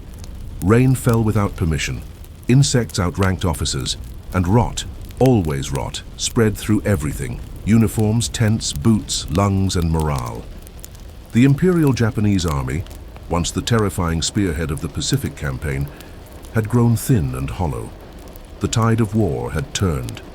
But in this forgotten corner of Southeast Asia, where supply lines broke and maps lied, survival came down. To one quiet man in a white headscarf and rice-stained apron. His name was Private First Class Goro Nishikawa, a field cook assigned to the 3rd Battalion of the 56th Division. And unlike the war's many generals, Goro would never be honored in history books. But he recorded everything, every grain, every gourd, every shortage, until his logbook became a eulogy written in ration weights. The cook who didn't eat first Goro was 28. Short, stoop-shouldered, and soft-spoken. He'd worked in a noodle cart before the war, a job that required long hours and fast hands. When conscripted in 1941, he brought with him a skill the army did not value at first: discipline without orders. He did not speak unless spoken to. He washed his knives with boiled water. He calculated rice portions in millet-stretched units, a trick his mother taught him during the Depression. The men called him Shuji-san, a teasing nickname from an old cooking manga. They joked that if Goro ever led the army, they'd win through hunger alone. But in the jungles of Burma, hunger was the only true commander, rice as weapon. The Japanese advance had slowed. Their forces were spread thin across impossible terrain, and Allied air superiority made supply drops rare and often inaccurate. The 3rd Battalion had not received a full rice shipment in 3 weeks. By July 1943, the men were surviving on 1 meal a day, a ball of rice no larger than a matchbox, supplemented by leaves, frogs, or fermented gourd, if available. Illness, not bullets, claimed most lives. Goro began a notebook using paper salvaged from shell crates and cigarette cartons. He divided it into 2 parts: ration inventory, letters to home never sent. The inventory pages listed rice remaining 6.3 show, roughly 11.3 liters, millet 2.1 show, salt 180 grams, soy, paste, dried, moldy at edges, dried persimmons 5, preserved, rationed for morale. Each night, he updated the log by lantern, sometimes chewing roasted bamboo shoots while he wrote. He never ate until all others had finished. That was his rule. That was his badge. Entry from July 21st, 1943. Rain today, salt, has clumped. Rice drying slowly in wrapped leaf bundles, 1 persimmon shared between 4 men. Sergeant Inoue thanked me. I pretended not to hear. Goro knew his silence was a form of respect, his cooking a kind of quiet leadership. The boiling. Point on August 3. A fight broke out between 2 privates over an extra spoonful of millet. It wasn't violence so much as desperation, thin arms flailing over a bamboo pot. Goro intervened not with words, but by tipping over the pot. The loss of that small portion hurt everyone, but it made a point. No one eats unfairly. That night, Goro wrote, 1 show wasted, but 10 men now share evenly. Cost of order, rice. The next day, a lieutenant reprimanded him for wasting supply. Goro bowed, accepted the tongue-lashing, then returned to the fire pit. The lieutenant never interfered again. Letters home, never sent. Interleaved between ration logs, Goro wrote letters to his mother in Kanazawa. He never mailed them. No one knew where the post lines were anymore. But he wrote them anyway, carefully, as if she might read them through the smoke of incense. Mother, today I cooked soup with papaya rind. It was not tasty, but no one vomited. I miss the scent of your miso. I remember how you wrapped rice balls in salted plum leaf. I do the same now, only the plums are gone. Sometimes the men cry when I serve warm broth. I never ask why, but I add more salt when I can. He folded each letter with 2 creases and tucked them into the back of his apron. Field experiments with rice running out, Goro began testing alternative starches. He steamed wild yam over bamboo slats, boiled banana flower stalks, and soaked crushed sago palm overnight. Each attempt was logged with preparation time, firewood consumed, men fed, digestive outcome, noted in hours. One entry read, wild. Yam peeled and steamed, 17 men ate, 4 with mild stomach pain, 1 vomiting. Firewood used 2 bundles, palatability 310. Another, sago starch cakes, dense, slightly sweet. Fed, 11, no illness, will repeat. Goro had become, in a forgotten jungle, the Army's most involuntary food scientist. A rain-soaked crisis in mid-August. A downpour washed away the drying pit where Goro had stashed rice bundles. 2 full show were lost to rot. The men didn't speak that day, not out of anger but grief. That evening, Goro skipped his own meal for 3 nights straight. He wrote, "There is no dishonor in serving hunger, only in ignoring it." The captain's request by early September, the battalion's commanding officer, Captain Sakamoto, a strict and shaven man, ordered Goro to appear before him. He asked a single question. "How long can we survive?" Goro replied, 9 days if the millet is stretched with bamboo pulp. After that, Goro paused, then said quietly, "After that, they'll stop asking when food is ready." Captain Sakamoto dismissed him. The next morning, he shared his personal stash of dried seaweed with the sickest men. Goro did not write about this, but the next day's log simply read, 2 men smiled today, no rice needed. In a war where tanks broke down, radios failed, and maps lied, it was a cook's wooden spoon and the quiet discipline behind it that fed an entire battalion with dignity. September 1943, northern Burma. The jungle had begun to rot its own rain. The ground gave off a constant smell of wet ash, boiled leaves, and something deeper, the scent of unburied sickness. Goro Nishikawa, field cook for the 3rd Battalion of the 56th Division, had now become less a cook and more a caretaker. There was no longer enough rice to cook daily. The soy paste had molded entirely.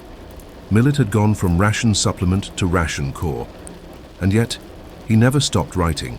Not in the food log, not in the notebook of unsent letters to his mother. The math of starvation. By September 10th, Goro estimated the battalion had 5.2 sho of rice remaining. That was approximately 9 liters, divided among 177 men still fit enough to eat solids. He updated the entry by oil lamp. Remaining grains, 5.2 sho, 31 meals, if stretched. Daily consumption, reduced to 0.15 sho per group of 5 men. Emergency extension, mix 40% banana stem pulp. Risk, moderate diarrhea. He added a note in the margin. Salt ration too low to preserve spirit. Increase miso when possible.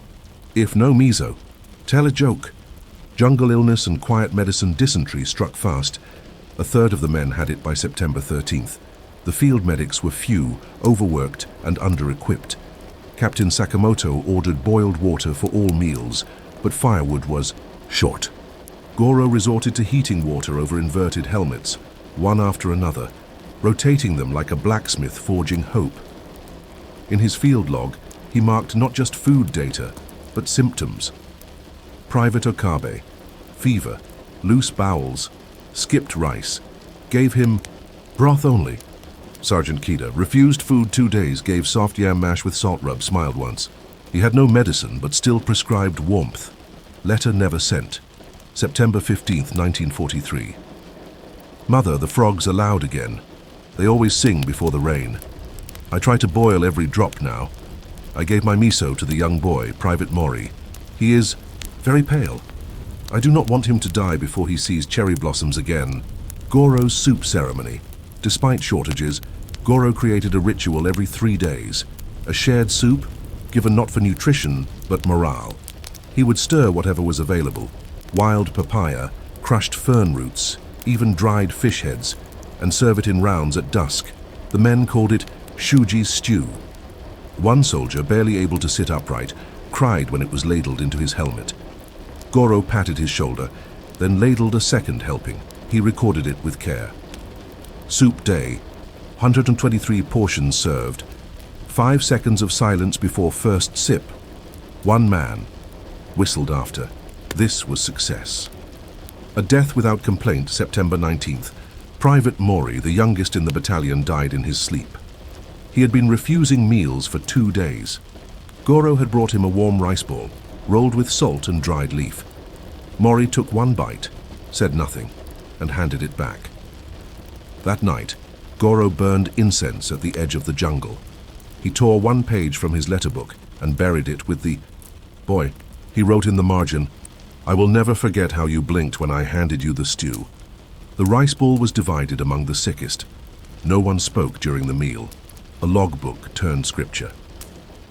By the 20th day of September, Goro's rice and millet notebook had swelled into something half culinary, half spiritual. He added drawings. A bamboo measuring scoop, the curve of a leaf used for steam cooking. The outline of Mori's hands he annotated each. This leaf curls better than rice paper. This amount feeds 3 men with no complaint. A hand that held chopsticks gently. The logbook was no longer just data. It was devotion. A surprise from the trees on September 22nd, a recon unit returned with a rare prize, 5 sacks of brown rice, hidden in an abandoned Allied drop point. Captain Sakamoto ordered a half sack delivered to Goro, along with a new tin of dried squid. The unit cheered, but Goro's first response was to count. Weight of sack, 2.1 sho grain quality. Irregular, partially husked spoilage risk, 14% feeding potential, 6 days at half ration, 4 days at full. He added in the log, "This will save 17 men, but only if boiled slow and shared with discipline." He cooked it that night. Ceremony of first grain before serving, Goro did something strange. He asked the men to wait. He placed a single rice ball, half the size of his fist, on a flat stone. He lit a match and whispered, "To those who fed, us and those who still hunger." Then he divided it into 4 parts. He placed each into the bowls of the sickest. No one objected. They ate in silence, then clapped once. The clap was soft, sincere. Goro wrote, "Today we remembered we are people." Second letter, never sent. "Mother, today I saw a rainbow in a puddle. It was not oil. It was sunlight." The men are walking.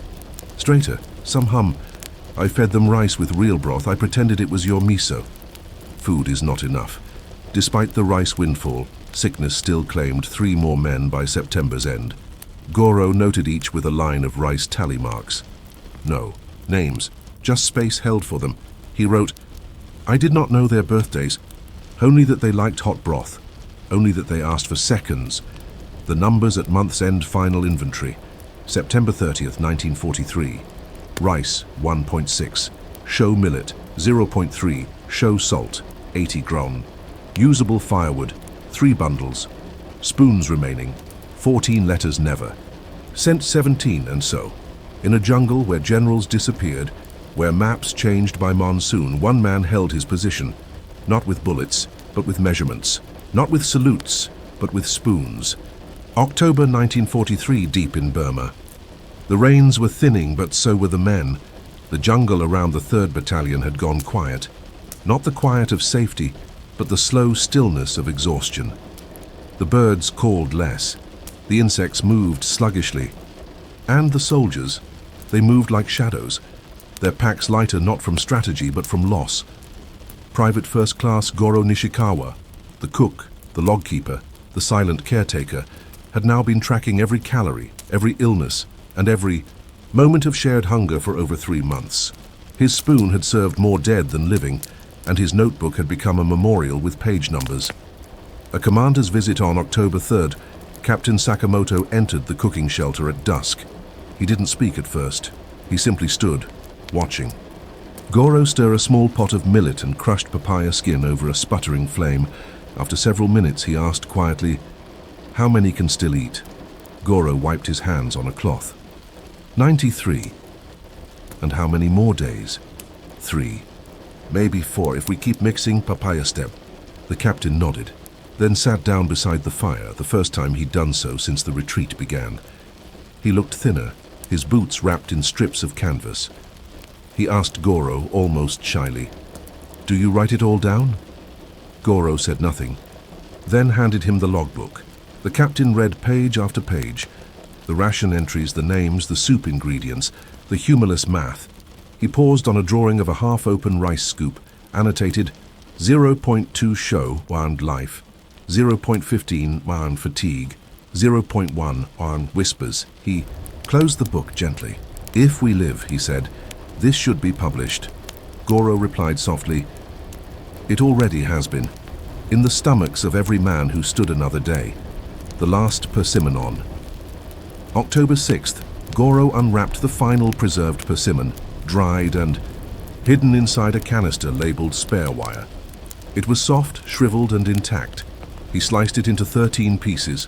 Each went to a man who hadn't smiled in more than 2 weeks. Not for nutrition, but for memory. He placed the final sliver on a banana leaf and set it on a flat stone outside the camp's edge. No prayer, just silence. He wrote that night, "Memory must be fed, or else it starves too." The return march on. October 9th, a radio transmission crackled through, barely audible through the static. The order, regroup and fall back to the Thai border, where supplies had finally been rerouted.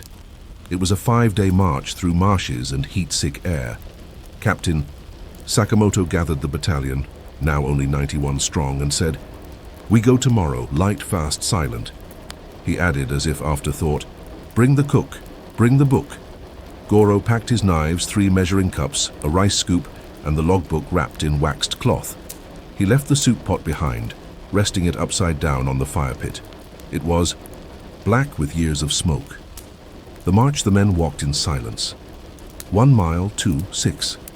They passed bamboo groves, termite mounds, and trees covered in moss so thick it felt like skin. Each night, Goro made fireless meals. Cold mash of yam root, wild. Garlic spread on leaves, fermented banana bits.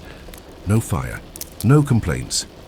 He measured portions using a split bamboo strip, snapping off lengths like a tailor cutting cloth, still counting, still feeding. On the 4th day, 2 more men collapsed from fever. One woke, the other did not. Goro wrote, "We still eat. even if grief sits closer than appetite. Crossing into Thailand on the 5th day, the jungle thinned, replaced by grasslands and low hills. They crossed a shallow river near dawn. The air was cooler, the silence heavier. A local Thai militia unit greeted them. There were trucks, medical tents, dry uniforms, even tea. Some men wept. Others simply sat down and stared. Goro refused the first tea he was offered. He handed it to a younger soldier, then went to the truck, sat beside the rice sacks, and slept. For 11 hours. The inventory is closed on. October 15th, Goro reopened his book for the last entry. His hands shook from fever. His thumb was blistered from an old burn he'd ignored for weeks. He wrote, "Final record. Rice remaining, 0 millet remaining, 0 firewood, 0 utensils, 3 bowls, 2 cups, 1 bamboo spoon. Men alive, 83 calories per day, last. 3 days. Approx. 700 grains wasted. None meals skipped, by self. 27 morale rating. No words, but eyes open." He folded the book, tied it with string, and tucked it inside a rice sack to be handed over to the medical team's quartermaster. He left. A note on the cover. This is not strategy. It is survival. This is not history, it is digestion. A letter finally sent. When Goro arrived at the recovery camp near Chiang Mai, a mail clerk offered him a small postcard and an envelope. He addressed it to Nishikawa Hanako, Kanazawa City, Ishikawa Prefecture. He wrote, "Mother, I fed them. Many are gone, but some live. I remembered your miso. I stirred it in even when there was none. I am tired, but I am clean.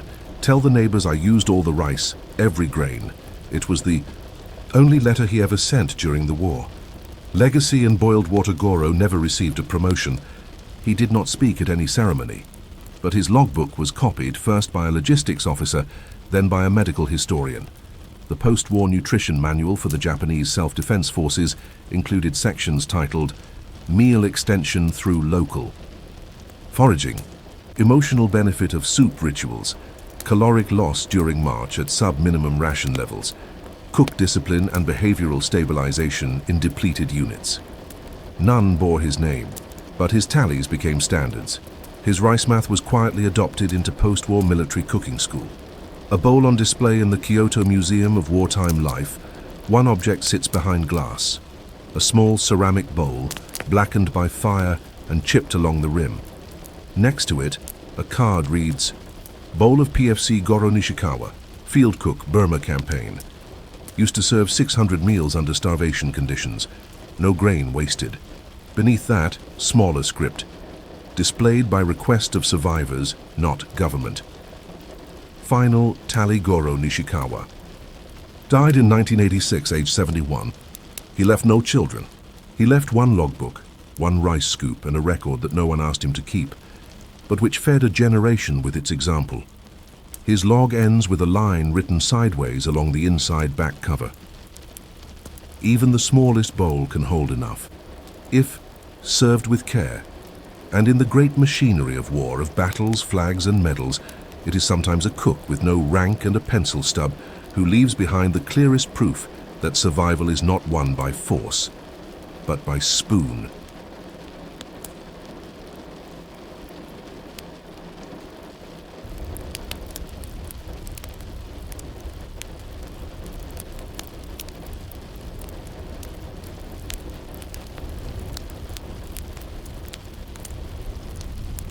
The year is 98 CE, and the northern frontier of the Roman Empire is a whisper of mist above a river called the Danuvius, known today as the Danube. The legions have been camped here for months, watching the slow drift of barbarian smoke from across the water, measuring patience by the sound of water on stone.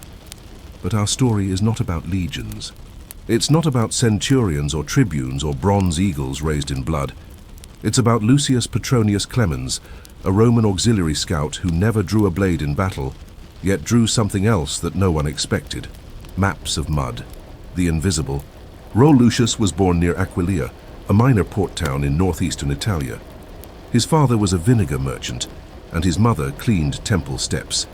He was literate but unremarkable, too small for heavy combat, too quiet for a town crier, but he had sharp eyes and the patience of a tortoise, which caught the attention of a passing optio seeking new recruits for non-combat roles. He joined the legions at 17 as a speculator fluminum, a river scout. Not a spy, not a spyglass-wielding tactician, but something less noble and much more tedious, a man who walks swamps, measures banks, and draws the land before war ever touches it. Duties of the mud scout each morning, Lucius set out with a wax, tablet, a measuring rod, and a small leather satchel of pebbles he used as weights. His job was to measure river width and depth at fording points, note changes in shoreline slope and softness, identify locations where carts might become stuck, record reed patterns for signs of seasonal flooding, track how sound carried across, open water under various weather. He returned each evening covered in mud, insect bites, and mosquito welts, but he never complained. He logged everything.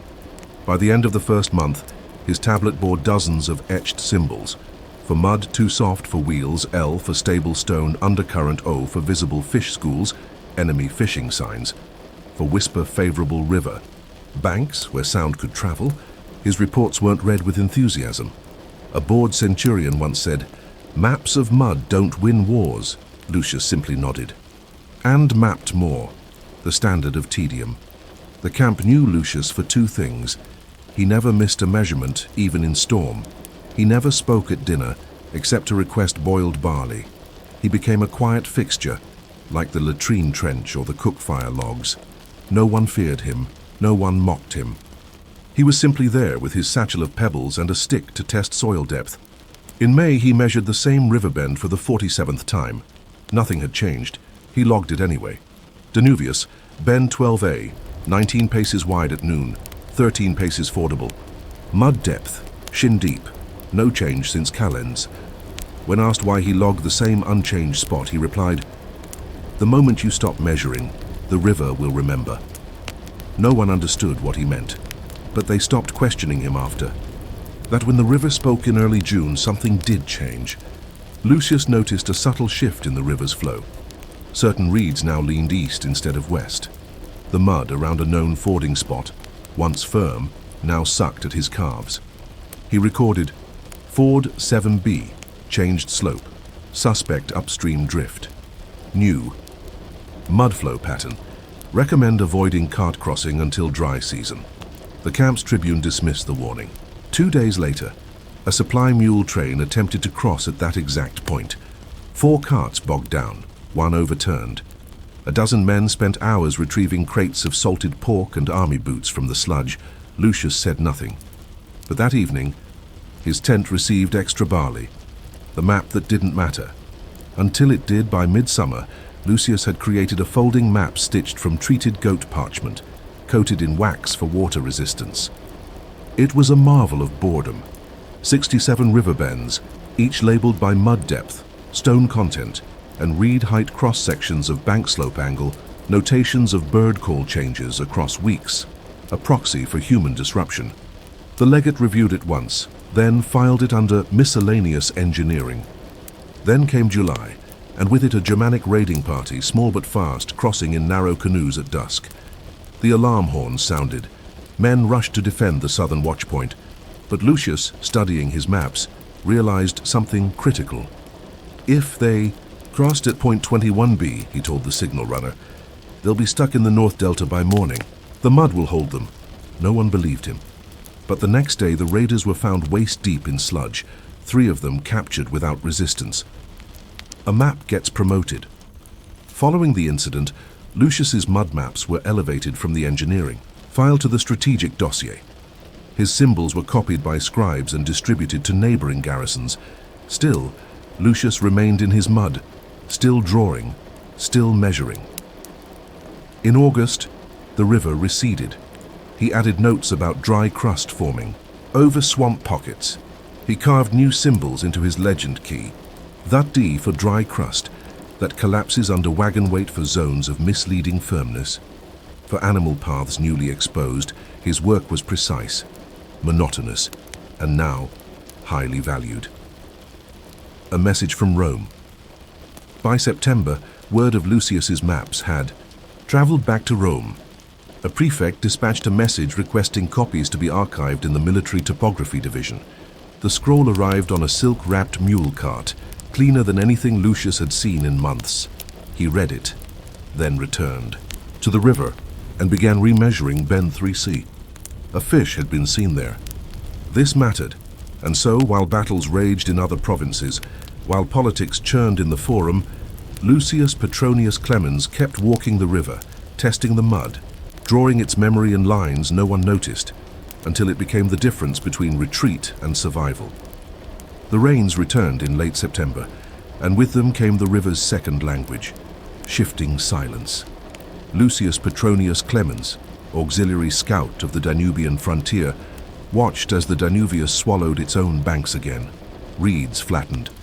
Under foam, mud lines blurred, and carefully marked fords vanished into sludge.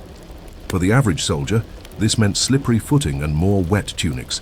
But for Lucius, this was a re-education. The river was rewriting itself, and so his work began again from the beginning. He did not complain. He remeasured the bends. He recharted mud layers by stick depth. He etched fresh symbols into his wax tablets. He started a second scroll titled River Memory 2, Post-Flood Observations. A disappearing footpath on October 2nd, Lucius noticed a narrow footpath once used by foragers had disappeared entirely, not from water, but from mud creep, a slow, steady slumping of soft ground into new, deeper troughs. The men who once fetched wild garlic from that path now had to detour a mile around, costing hours. Lucius's report: Path 14A erased, 3 foot, sinkhole where incline shifted, water seeps in at night, unsafe without rope. He didn't stop there. He built a makeshift bridge of stones and bark slabs, marked it with a reed flag, and logged it. Bridge 14A. Temp. Only passable under. 2 soldier weight. Needs watch. No one thanked him, but no one fell in. Bird signs and mud warnings. Lucius was not a druid. He didn't read omens in entrails, but he watched birds with unnerving attention. He noticed that the marsh cranes had shifted their roosts by nearly 500 paces south. Where they had once picked insects from Bend 19C, they now settled at Bend 20AA. He recorded, shift indicates new mosquito blooms, implies deeper stagnant water pools. Recommend rerouting patrol trail east. The commander dismissed it. We're not afraid of birds, Petronius. 2 days later, a foot patrol returned covered in leeches with 3 men ill from swamp fever. Lucius said nothing, but he revised the route maps with red wax lines. Map fatigue. By mid-October, Lucius had produced over 40 square feet of annotated river parchment. Each scroll was folded in leather cases and stacked beside the camp's dispatch tent. They smelled of ink, tallow, and damp goat hide. The scribes assigned to copy his maps began to complain. Too many symbols, they said. No battles, they said. It's just dirt, they said. Lucius didn't argue, but he added a new section to his master scroll. Symbol ascribal resistance, used to mark locations where soldiers underestimate terrain until soaked. The day the Legion relied on dirt it was October 21st, when the mud finally proved itself once again. A logistics column from a neighboring cohort attempted to pass west of Bend 23B, a shortcut drawn from an old cavalry map, not updated since the spring. The centurion leading it was confident.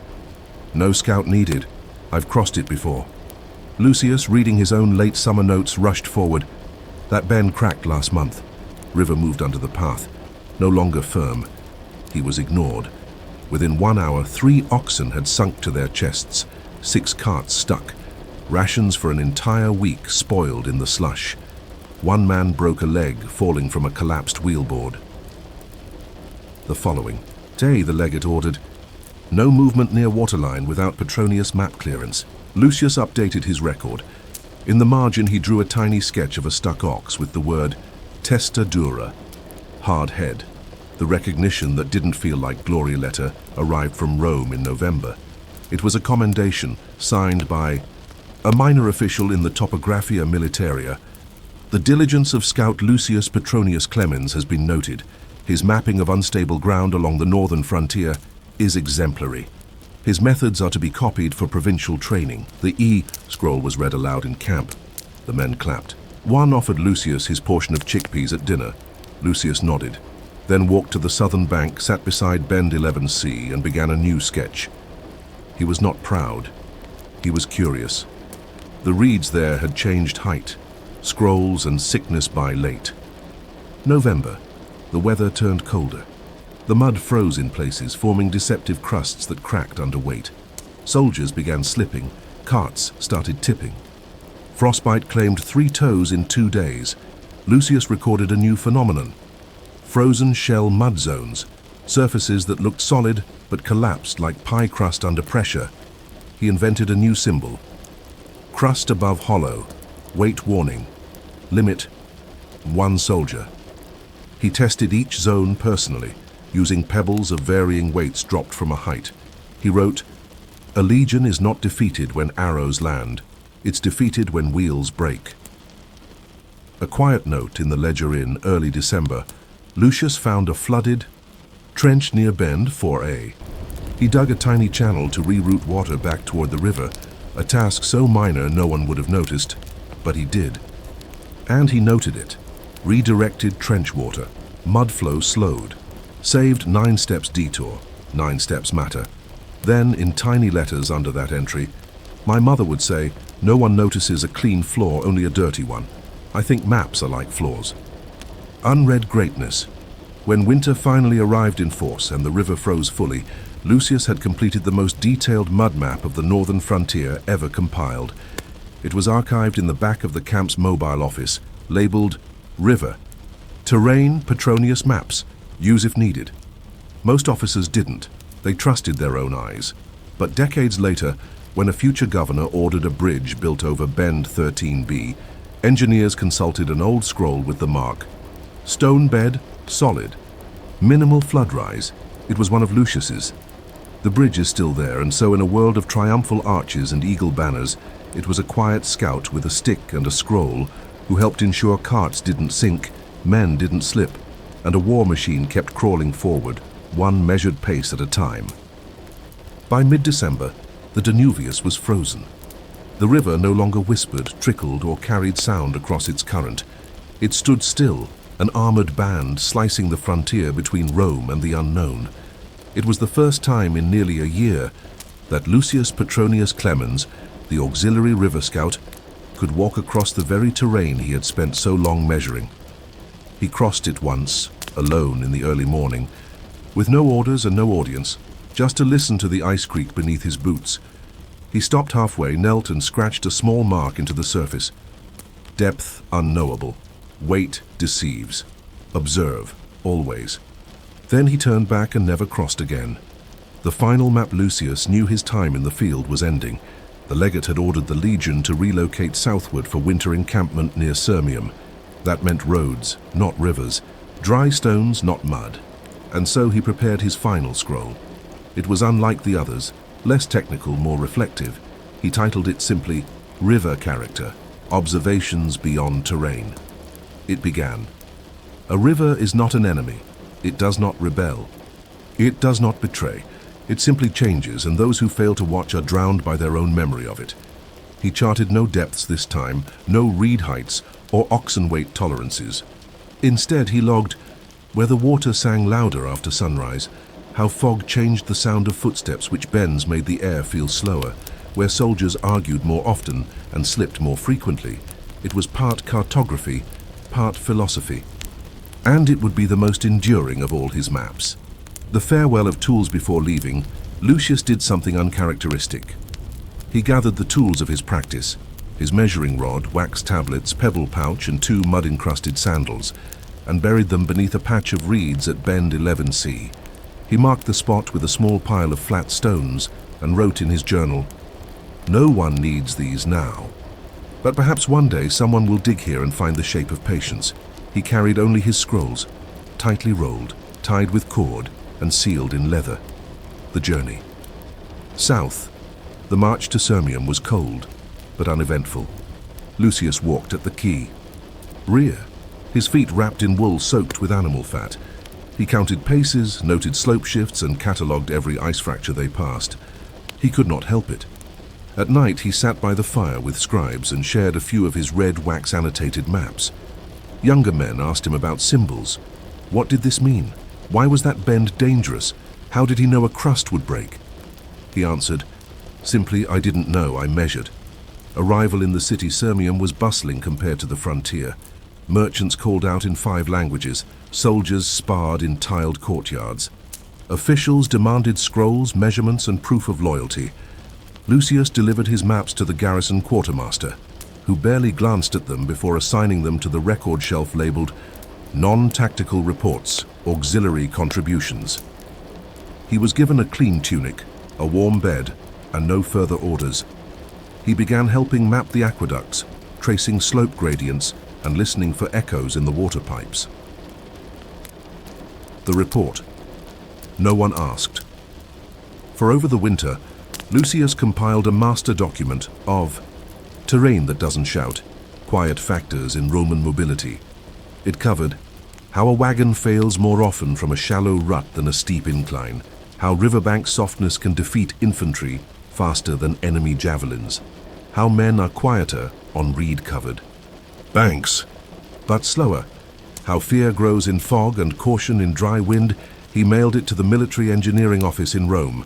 It was archived unread for 12 years, until the Dacian Wars, when a young engineer studying river logistics uncovered it and revised bridge-laying doctrine based on Lucius's slope tables. A soldier's discharge Lucius was honorably discharged in 99 CE, a full 12 years before his 20-year term. He had served quietly, competently, without injury or insubordination. He had earned no military decorations. His name appeared on no valor rolls, but his final commander noted in his file, "This man knew the ground better than most knew their own sandals." His silence was not absence, it was observation. He left with 1 satchel, 3 scrolls, and a small pouch of coins. Retirement to still waters, Lucius returned to Aquileia, where he lived in a modest clay-walled home with a tiled floor that sloped slightly, by design to drain water. He grew herbs, taught 2 local boys how to chart land by shadow angle, and carved small wooden models of river curves to teach slope intuition. He never married. He never left again. But each month, he walked along a nearby canal with a stick and drew simple notes in the dirt beside it. Locals laughed. Then they started following his paths. A scroll rediscovered in 312 CE, more than 2 centuries after his death, a junior mapmaker studying logistics in Pannonia stumbled across one of Lucius's maps tucked into a bundle of older route charts. She copied it, updated it, and used it to route a resupply convoy away from a known landslide zone. She noted in the margin, Petronius Clemens, scout, unknown rank. His notes were inconveniently correct. The final note, one of Lucius's last diary entries, written on a clay tablet later found in a well-kept cellar, reads, "I never fought, but I watched, and I wrote. Because the land fights too, and we forget that until it buries a wheel. And perhaps in the end that is the truest kind of soldier, not one who raises a sword, but one who notices which ground can hold a march and which can quietly break it."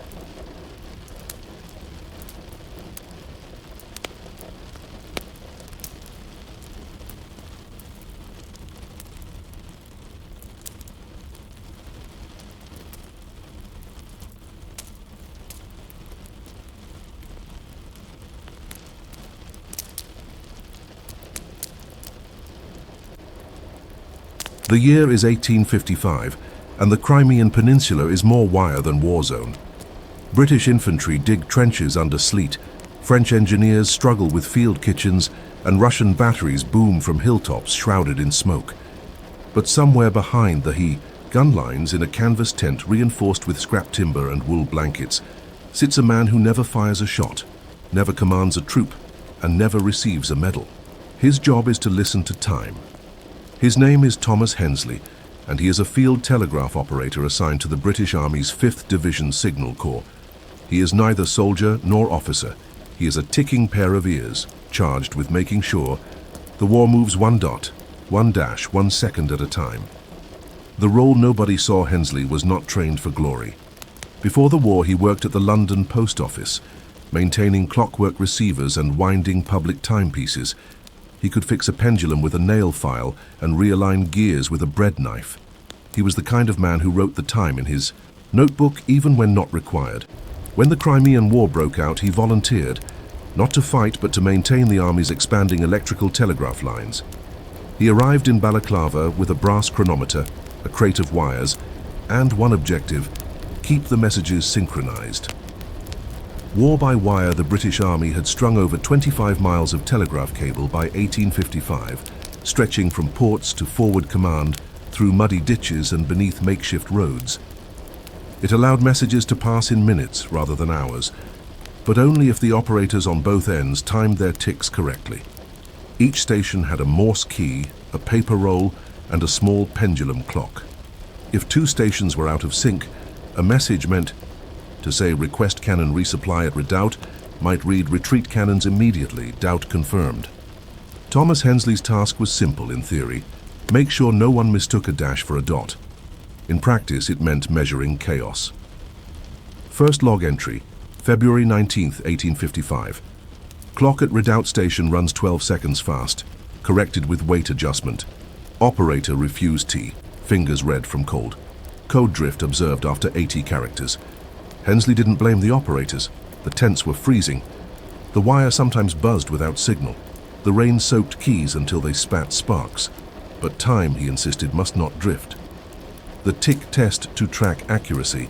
Hensley created what he called the tick test. Every 4 hours, the station sent a synchronized burst of 5 dots. Hensley timed the intervals down to tenths of a second, using a brass-tuned metronome and a hand-wound stopwatch. He recorded variances in a leather-bound journal titled Chronological Stability Under Field Stress. 1. Night, the metronome jammed. He fixed it using the heat of a lantern and the spring from his boot heel. He wrote, 1 foot now walks crooked, but the ticks remain straight. A message that nearly broke the war in March. A French outpost near the Tractier Bridge requested urgent sappers to support mine detonation. Due to a timing error in the relay, the message was received by British HQ as urgent supplies to support minister's notation. 3 crates of ink and parchment were dispatched. Hensley discovered the discrepancy after cross-checking time stamps. He traced it to a 3.2-second lag between signal burst and receiver drop. He filed a quiet correction report and adjusted the lead tension in the Western relay. He wrote, ink doesn't hold a bridge. Time does. The rhythm of survival each day. Hensley visited at least 3 signal tents, checking their metronome weights, greasing clockwork arms, and reviewing operator logs. He wore gloves without fingertips and marked adjustments with charcoal. He documented moisture levels versus code accuracy, finger stiffness versus transcription delay, impact of wind on transmission crackle. He began noting weather on each message receipt. Transmission received 18 degrees C, missed. Operator coughed. Tapping inconsistent, likely fatigue. Adjusted synchronization tape. Time restored. The men began calling him Old Tick-Tock. Not mockingly, but like a metronome they trusted. The telegraph tent incident on. April 12th, a mortar round struck within 50 paces of the Western relay tent. No one died, but the entire table collapsed. Sparks flew, paper rolls caught flame. Hensley arrived within 17 minutes. He tied off the broken copper line with melted wax, reset the receiver clock using his pocket chronometer, tested the metronome. Against his own pulse, he then stayed the night, sleeping beside the relay on a pile of wet coats, rewinding wire until dawn. He wrote, "Fire ruins paper. Fire does not ruin time. Letters home, never mailed."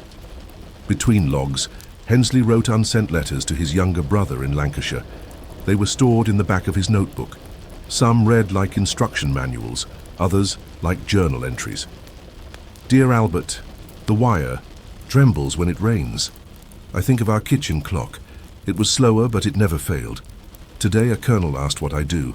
I told him I make sure the war speaks clearly. He laughed. Then he asked if I had tea. A soldier told me the tick of my stopwatch calms him. I said it's not the tick, it's the trust. Recognition. Without ribbons by May, Hensley's logs were copied and distributed to other relay teams. His tick test became standard for signal calibration. His diagrams for waterproofing wires using canvas and ash paste were adopted across the Corps. He never sought rank, but his name began to appear on maintenance reports, training notes, and reliability charts. The war crept toward stalemate.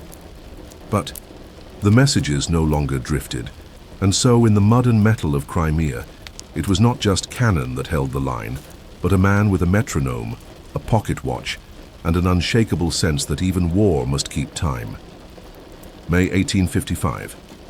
The front was quiet in the way winter is quiet, still brittle and about to break. Thomas Hensley, the field telegraph operator they called Old Tick-Tock, had perfected his rhythm.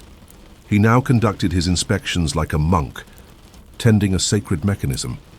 Each wire was a hymn, each tick of the metronome a prayer against chaos. The war didn't stop, but the confusion slowed, thanks to one man's obsession with alignment, of clocks, of fingers, of minds across miles, of copper and snow. And yet a new challenge emerged, not technical but human. Fatigue, operator. Fatigue, the forgotten. Front by early June, more than 20 signalmen across the line had reported symptoms: shaking hands, missed taps, confusing dots for dashes, hearing phantom clicks while off duty. Hensley noted the trend. He began logging operator fatigue alongside signal accuracy. At first, his commanding officer dismissed the idea. They just need sleep, you all do. But Hensley had data. From his records, Operator Jennings missed 3 out of 18 dots in Rations signal. Same error 4 hours later. Average rest, 3 hours. Code speed 0.8 slower than baseline. He submitted a formal memo. Signal clarity as function of sleep. A survey in taps. It wasn't read, but it was filed. And 1 week later, after a miscommunication nearly led to an artillery shelling of friendly ground, the Corps issued new guidance: mandatory 4-hour rest for signalmen every 12 hours. Hensley underlined the date in his notebook. Time protects even those who resist it. The ticking library, Hensley's tent, became more than an office. It became a clockmaker's refuge, a sanctuary for synchronization. Inside hung 4 pendulum clocks set to different divisions for comparative lag checks, a wall-mounted Morse tape roll, a handmade wind chime made from shell casings set to ring on the quarter hour, a single cot, neatly made, untouched most nights. He stored his logs like scripture. By now he had written more than 3,000 pages of timing data, code error margins, weather-linked distortions, and hand fatigue curves. One operator joked, if he were shot, he'd bleed ink and dashes. The telegram. That wasn't on June 9th. Message was meant to be sent from the 4th Division to headquarters, requesting engineer crew for trench reinforcement. The message never arrived. No enemy interference, no sabotage. Just one thing, the operator forgot to wind the station clock. The drift was 6 seconds.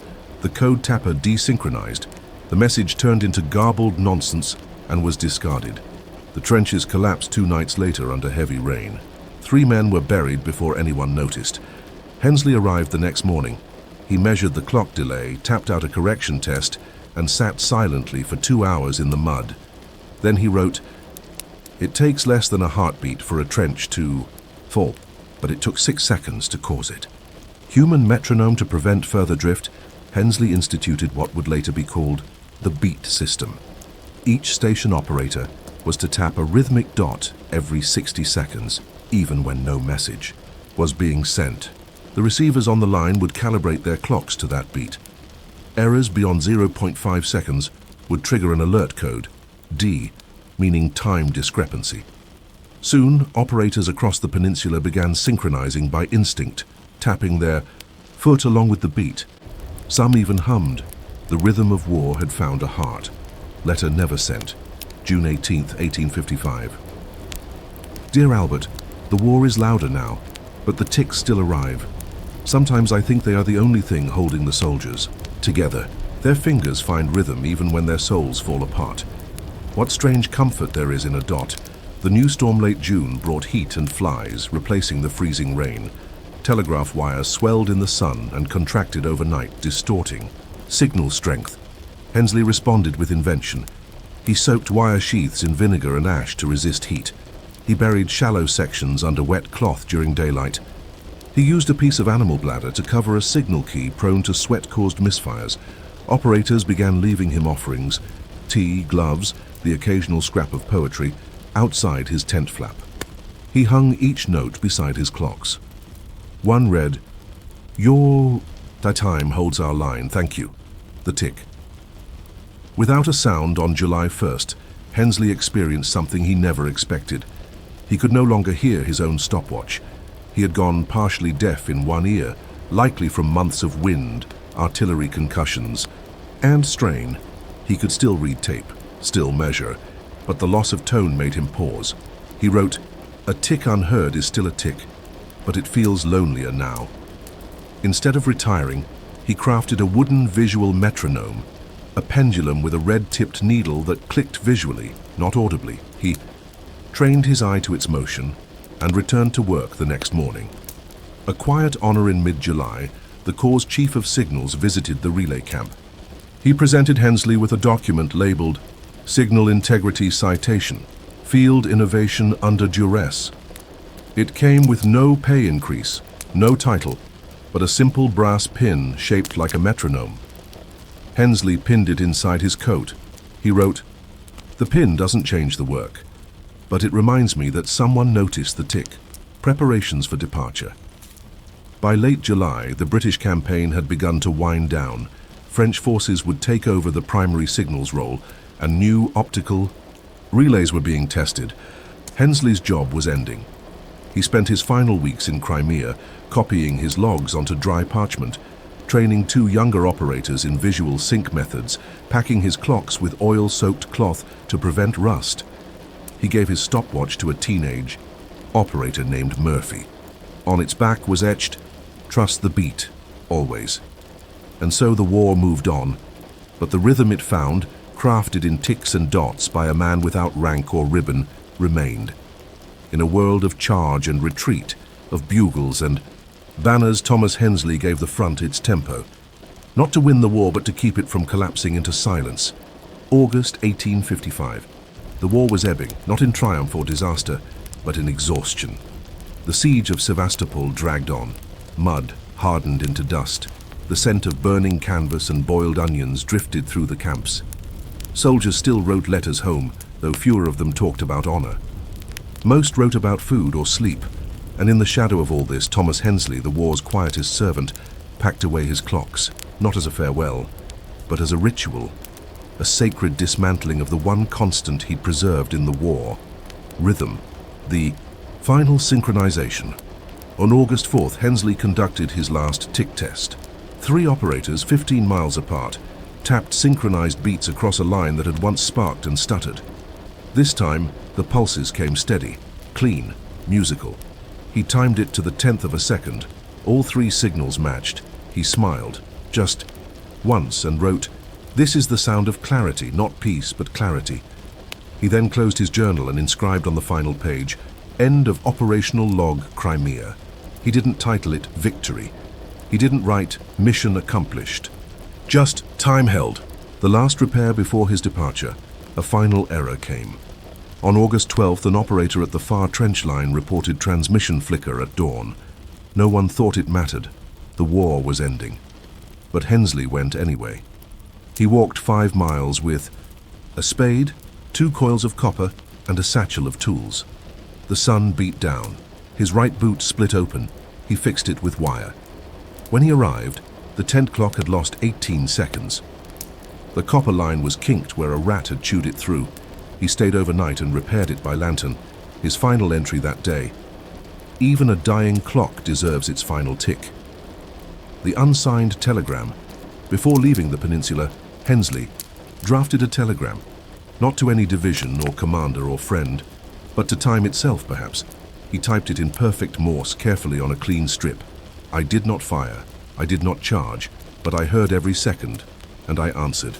He rolled it up and pinned it to the inside of the signal tent wall. Years later, no one knew who wrote it, but it was found and reprinted in a book on early military communications. The footnote simply read, "Source unknown. Author presumed field technician." Returned to civilian time, Hensley returned to London in September 1855, quiet and thin. He took up work again at the Central Post Office, maintaining the master timepiece in the main hall. Each morning, he wound it, cleaned its casing, listened to it tick. When asked by a new recruit if he'd ever been to war, he replied, "Not really. I was near one, and I kept the clocks honest."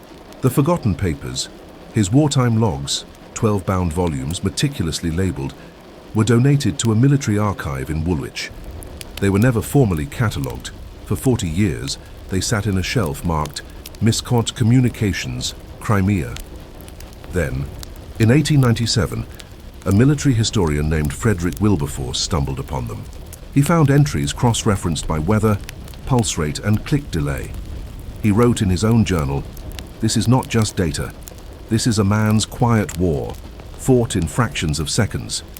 Wilberforce would later include Hensley's story in a chapter titled "The Quiet Mechanics of Empire." The pocket watch, the stopwatch Hensley had given to young Murphy, eventually passed to Murphy's son, who served in Belgium in World War I. It no longer worked. The spring had corroded, but the engraving remained. "Trust the beat, always." It was found in the boy's coat when he died near Ypres, tucked beside a muddy pencil and a broken compass. The Legacy No statue was built for Thomas Hensley. No street bears his name. But in a back room of the Royal Signals Museum, inside a glass case between two rusted Morse keys, sits a wooden visual metronome. Its label reads, "Used by a field technician in the Crimean War. Helped prevent code drift during 1855 campaign. Built by hand. Synchronized the front. Beneath it, in small font. Timing is everything, especially when no one notices it. Final reflection. What is war, if not a cacophony begging for rhythm? In the noise of orders, the chaos of battle, and the blur of movement, someone must hold the beat, not for glory, not for applause, but so the chaos doesn't collapse in on itself." Thomas Hensley never shouted, never led a charge. He just made sure every message arrived exactly when it was supposed to, no earlier, no later. In doing so, he became the metronome of the forgotten. And in a war that history remembers for its mud, mismanagement, and misery, he left something rare: precision.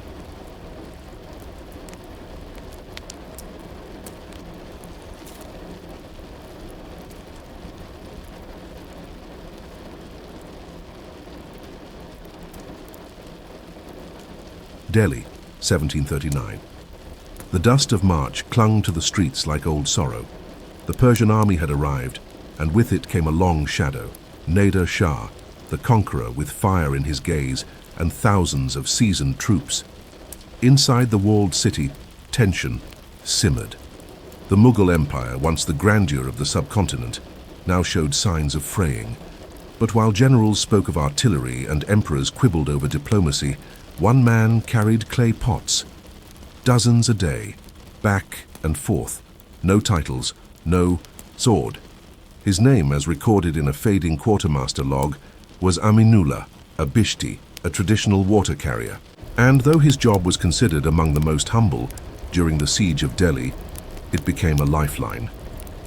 The Bishti's path every morning before the gates locked, Aminullah walked to the Yamuna River with his goatskin mashk, a heavy, dark water bag slung over one shoulder. His route was familiar, past the spice lanes of Chandni Chowk, around the crumbling Mughal-era aqueduct, down the stone steps slick with river moss. He filled his mashk carefully, knotting it tightly, then returned, one heavy step at a time.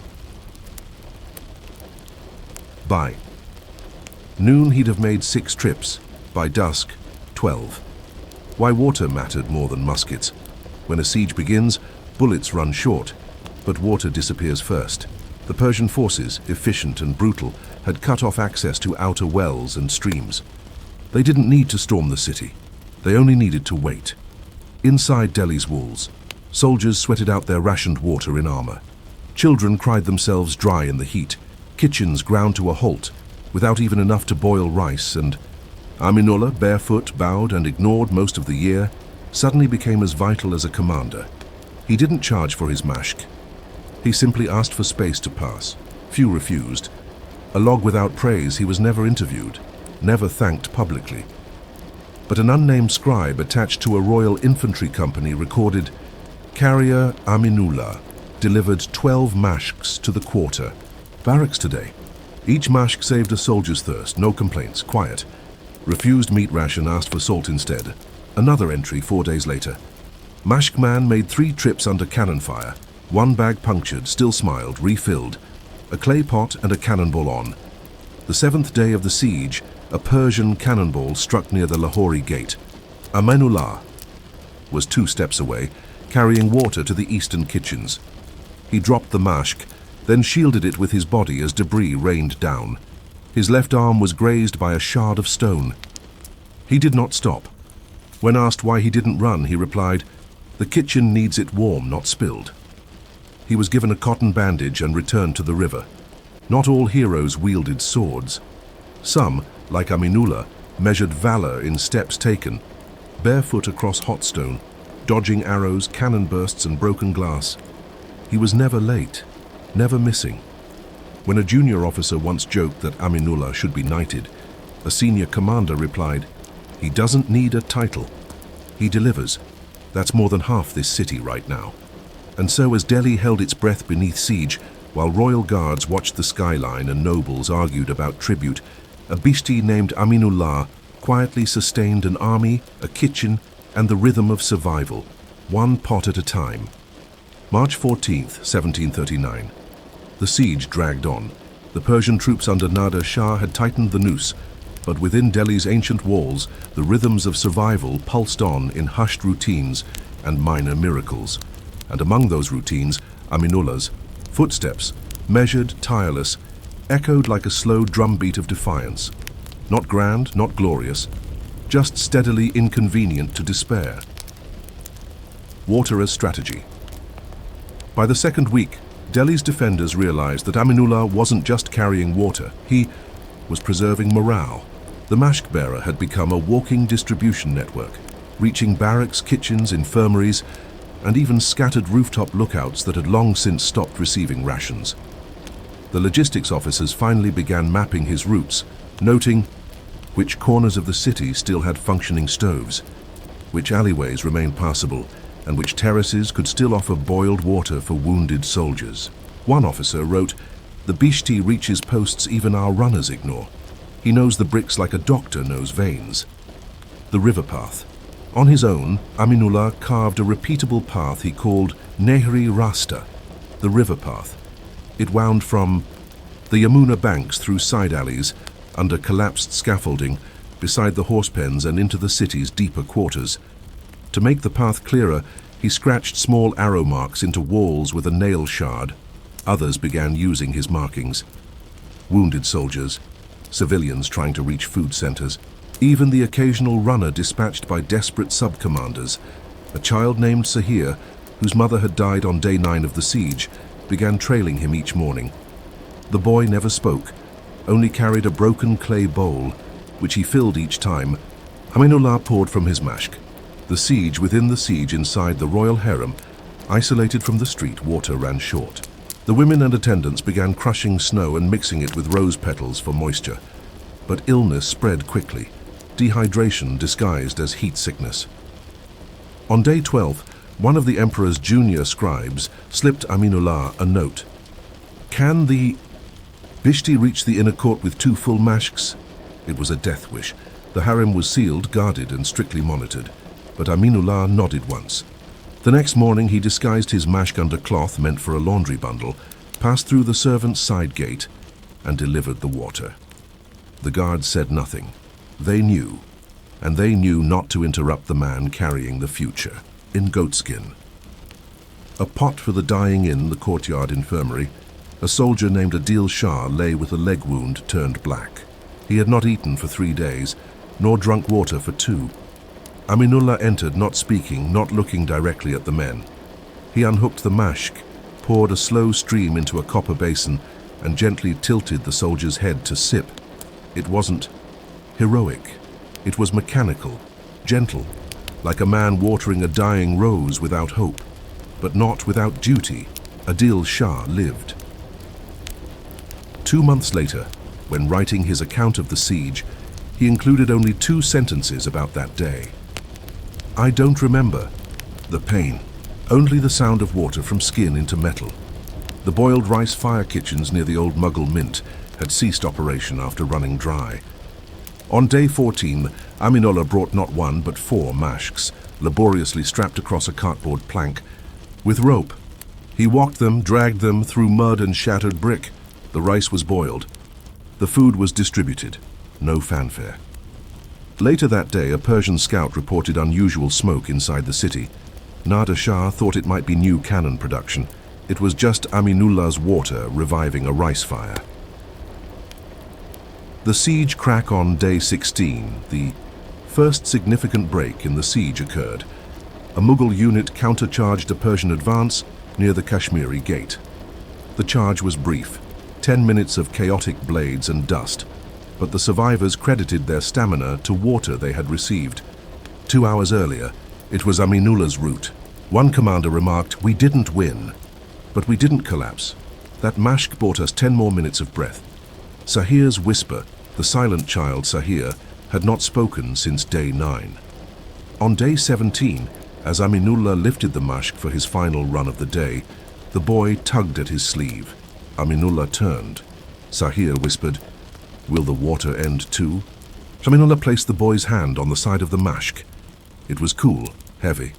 He said only, "Not today." It was the only time anyone ever heard him speak during the siege. Counting steps, not battles. By the end of the 3rd week, Aminullah's step count was estimated by one young officer to exceed 180,000, over 170 trips between the river and city sectors.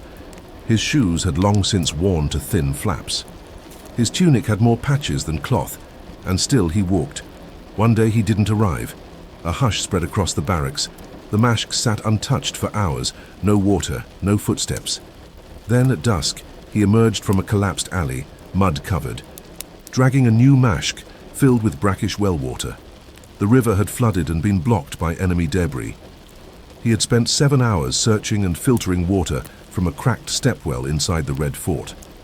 He delivered it without comment, slept in a corner, rose again the next day. And so Delhi, bloated with fear, encircled by flame, kept breathing, not because of strategy or emperors or elephants, but because a barefoot man knew where to find water and had never once asked if it was his job to deliver it. March 20th, 1739. The siege was breaking, but not because of valor or diplomacy. The Persian troops had entered Delhi. The Mughal elite had surrendered. Bloodshed loomed in the alleys. Smoke rose from rooftops. Yet, through the powdery tension of collapse, one figure still moved with the same rhythm he had kept since the first day of siege. Aminullah, the Bishti, water carrier of Delhi. His steps were slower now, his mashk heavier, not with water, but with the memory of its weight.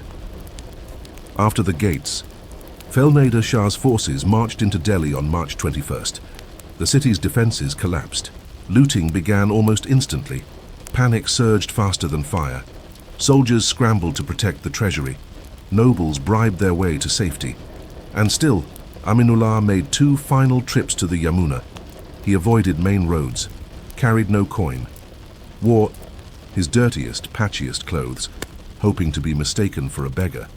In truth, he carried water not for the living, but for the dying. He brought it to a shrine where the wounded had taken shelter. There, under the chipped eaves of a Mughal-era dome, Sahir, the child who had once whispered, "Will the water end?" sat beside 5 other children. They were thirsty and silent. He poured a little into each cracked cup. No one asked where it came from. The massacre. The next day, March 22nd, Nader Shah ordered a massacre in response to Persian soldiers being attacked in the city. By sundown, tens of thousands were dead. The streets ran red. Smoke blackened the sun. Horses stepped over bodies. Wells were fouled. Doors were burned shut. There were no bishtis in the lanes that day. No runners, no signalers, except one. Aminullah carried his final mash up a side staircase to the rooftop of a mosque where two injured men had dragged themselves to safety. One was blind in one eye. The other had a crushed foot. He did not ask questions. He poured, and then he left. The vanishing. After the massacre, no official record of Aminullah appears again. The Mughal logs end in chaos. The Quartermaster's ledgers are blank after March. 23. But survivors recall a barefoot man with a goatskin bag seen walking eastward just before dusk, toward the Jamuna riverbank away from the city.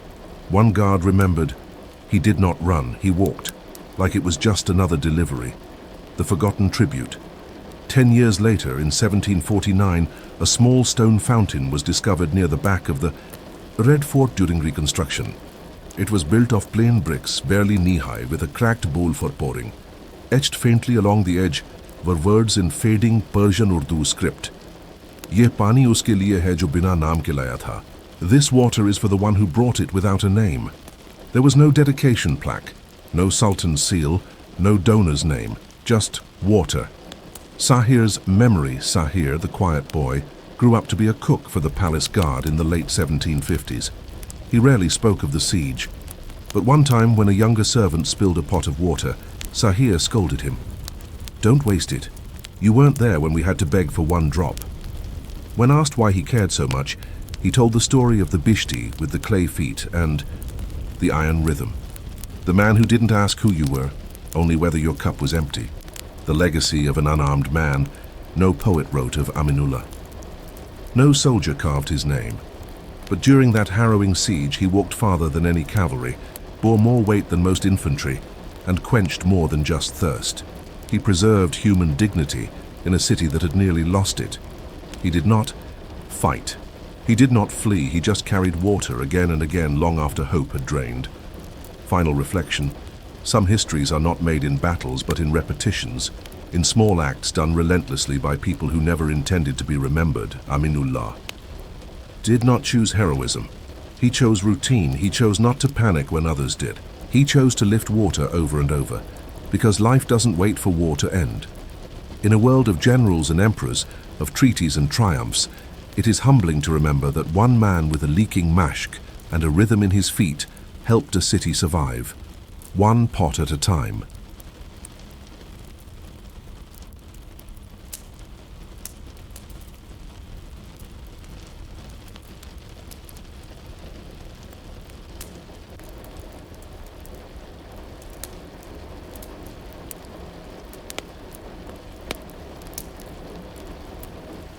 Inverness, Scotland, 1702. The morning mist rolled down from the highlands, curling along the stone foundations of Castle Darren, a modest yet stubborn fortress with no real history of battle, but plenty of tradition. Within those moss-laced walls stood a man known simply as Gideon Ross, appointed to the post of Pike Guard First Entry Gate. He was not a captain, not a sergeant, not even technically a soldier. He was what the castle register called a ceremonial sentinel, and for 28 years, Gideon Ross stood watch, mostly motionless, polishing his pike, adjusting his feathered cap, and guarding a door that no enemy had ever tried to breach. The appointment. Nobody wanted. The position of Pike Guard at Castle Darren was originally created in 1679 as part of a political gesture, meant to appease Highlanders, who felt slighted by the new lowland military appointments after the Glorious Revolution. When the previous guard, a man named Connell Fraser, fell asleep during the Archbishop's visit, he was removed in quiet disgrace. No one wanted the job. Afterward, it was lonely, ceremonial, and seen as a dead-end post. But Gideon Ross, a young man with no land, no title, and an uncle on the castle council, volunteered. "It's just a bit of standing," he'd said, "and I've got legs." A pike and a pattern. His equipment was simple. A 6-foot pike with a polished steel tip, a dull red uniform coat, frayed at the cuffs, a bearskin hat that was slightly too large, and most importantly, a daily polishing rag made from old tartan cloth. Each day at precisely 6 a.m., Gideon would report to his post, stand at the main gate, and begin his routine. Sweep the entry stones with a stiff brush polish, the shaft of the pike with vinegar and wool. Check the blade's reflection in a bucket of rainwater. Log his inspection in the guard ledger, usually just a check mark and a quiet, "Still here." The gate that never opened Castle Darren was rarely visited. After 1705, no royal messengers came. After 1710, the drawbridge was never lowered again. Still, Gideon stood his post, even during rain, even when the snow made his boots freeze to the stone. Even when he developed a limp after a fall in 1716, he adjusted his stance to favor the other leg, but never asked to leave his station. In 1721, the castle steward, noticing that the main gate had rusted shut, suggested Gideon relocate indoors. Gideon replied simply, "Then I would not be guarding the gate," so he remained at the rusted, permanently closed, unused front door of a forgotten Scottish castle. The Ledger of Quiet Days. For 28 years, Gideon filled page after page in the gate guard ledger. Some sample entries. May 4th, 1704. Windy. Pike caught a crow feather. August 12th, 1707. Button fell off coat, retrieved and re-sewn. January 18th, 1715. Snow too deep. Dug post area with tin bowl. March 2nd, 1723. Saw fox, not hostile. Proceeded with polish. Not one mention of an attack. Not one call. Situ arms. And yet he never missed a day. The rituals of readiness every Tuesday. Gideon inspected the hinges on the gate, even though it hadn't moved in 15 years. He tapped the iron bolts, cleaned the cobwebs, and ran a damp cloth under the pike head socket. Every Friday, he practiced one slow pike rotation, mimicking the ceremonial turn used in Highland militia drills, though no one watched, and no one cared. As he once said to the castle cook, "If I stop acting ready, the post becomes a statue, not a post." Visitors and mockery. A few passing travellers over the years saw him at his post. Some scoffed, "That fool thinks the Jacobites will storm this pile of rocks." Others laughed, "What's he guarding? Ghosts and fog." But occasionally, a child would wave. A priest would nod. A merchant would leave an apple on the stone wall, and Gideon would offer a silent salute with his polished pike, as though he were guarding the crown itself. The rain of 1728 one day. In late autumn, the rain came. For 9 days straight. The gate area flooded. The moss grew thick. A junior groundskeeper reported to the steward, "The pike guard's shoes are soaked through. He'll catch death." The steward sent a messenger. "You are relieved until the flood clears." Gideon replied, "Then I will bring a stool and stand in water, because water does not change duty."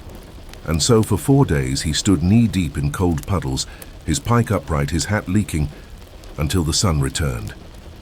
Gideon Ross was never called to action. He never saw a sword drawn in anger, but for nearly 3 decades he performed a quiet ritual of presence, of stubborn duty, and of maintenance in the face of irrelevance. He didn't guard the castle from enemies, he guarded it from being forgotten. 1730. The Highlands remained still. No uprisings reached the mossy walls of Castle Darren, and yet Gideon Ross, the castle's solitary gate sentinel, stood like the first line of defense against time itself. The pike, cold, clean, pointless, in the military sense, had never once been raised in battle, but its reflection gleamed in every inspection every morning. And so the years stacked up like the ledgers he filled, uneventful, persistent, and curiously serene. The ledger of quiet years. By this time, the guard ledger had spanned 8 leather-bound books. The entries grew briefer, but never stopped. May 7, 1729. Birds louder than usual. Gate unmoved. October 13th, 1730. Drizzle. Wiped stone again. January 1st, 1731. New Year. Pike still whole. Every now and then a page would include a faint water ring, sign of a flask placed briefly while resting. But not once in nearly 10,000 entries did Gideon ever write "absent." The forgotten commander's castle Darren's military relevance eroded year by year. In 1725, the regional garrison was reassigned. The keep's quartermaster was dismissed in 1728. By 1730, the only full-time occupants were a caretaker couple, 2 horses, and Gideon. No orders came from Inverness. No patrols passed through. The gate rusted further, yet the post was never formally dissolved. Some speculated the castle's owners had simply forgotten about Gideon entirely. As the castle cook said, "No one wants to be the one to tell a man he's guarding nothing." A visit from the tax clerk in the summer of 1732, a tax clerk named Dougal Firth, arrived from Edinburgh to assess the remaining properties of the crown. He spotted Gideon at his post and inquired, "Are you the castle's official guard?" "I am." "How many hours do you serve?" "From first bell to the lock." "Has anyone ever relieved you?" "Only sleep." Firth noted the exchange in his field book and later included a short passage in his estate report. "There remains a Darren, a pike guard, who believes in his post more than his commanders likely believe in the fort. I suggest leaving him be. He is the castle's last conviction." The day the pike split in 1734 during a frost-heavy winter, the handle of Gideon's pike developed a crack. It splintered just below the iron collar, threatening its structural integrity. The caretaker offered to bring a new shaft from town. Gideon refused. Instead, he cut a length of old oak from the courtyard's broken cartwheel, sanded it himself, and carefully mounted the original blade atop the new handle. It was slightly shorter, slightly heavier. He named it Second Watch. "The first one stood beside me for 32,000 hours, he told the groundskeeper. "Let this one do the same." His one confrontation. That same year, a group of drunk traders from a nearby hamlet stumbled up to the gate and mocked the sentinel. "Oi, statue man, guarding the fog are you? Show us your mighty pike. Will it slay mist or moonlight? One." Stepped close and flicked the blade with his finger. Gideon, without raising his voice or even shifting his feet, said, "This gate has never been taken.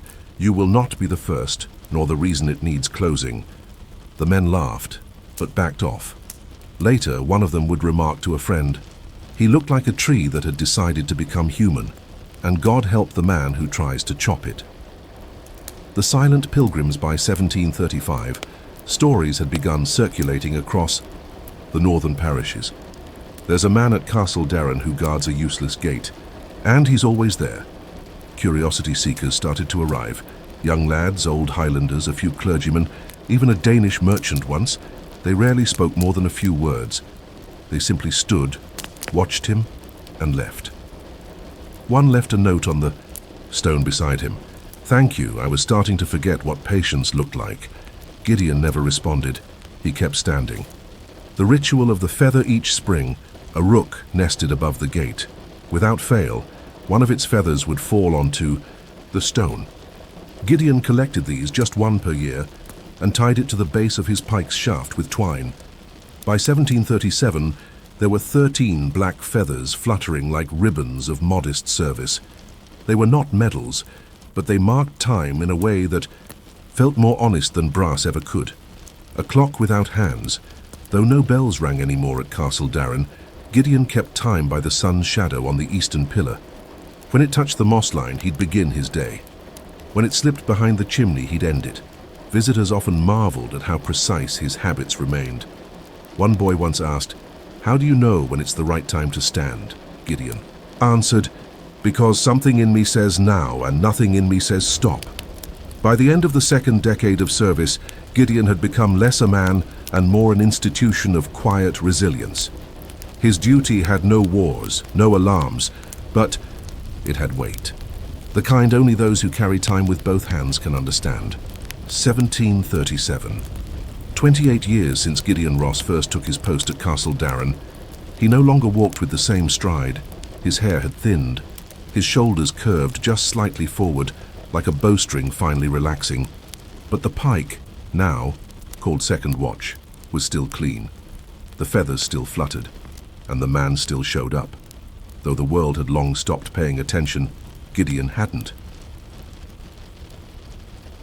The final inspection on the morning of May 14th, the castle's caretaker found Gideon kneeling beside the gate, not at attention but not collapsed either. His hat rested on his knee. His left hand held the pike across his lap. "I'm checking the stones," he said. "They've shifted." The caretaker offered to help him stand, but Gideon declined. "The gate deserves one last polish while I can still bend." That evening he stayed an hour longer than usual, no one asked why. but those who passed by said he was humming a quiet tune, something Highland, something steady, like footsteps in snow. The relieving bell that never rang. The next day, Gideon was not at the gate.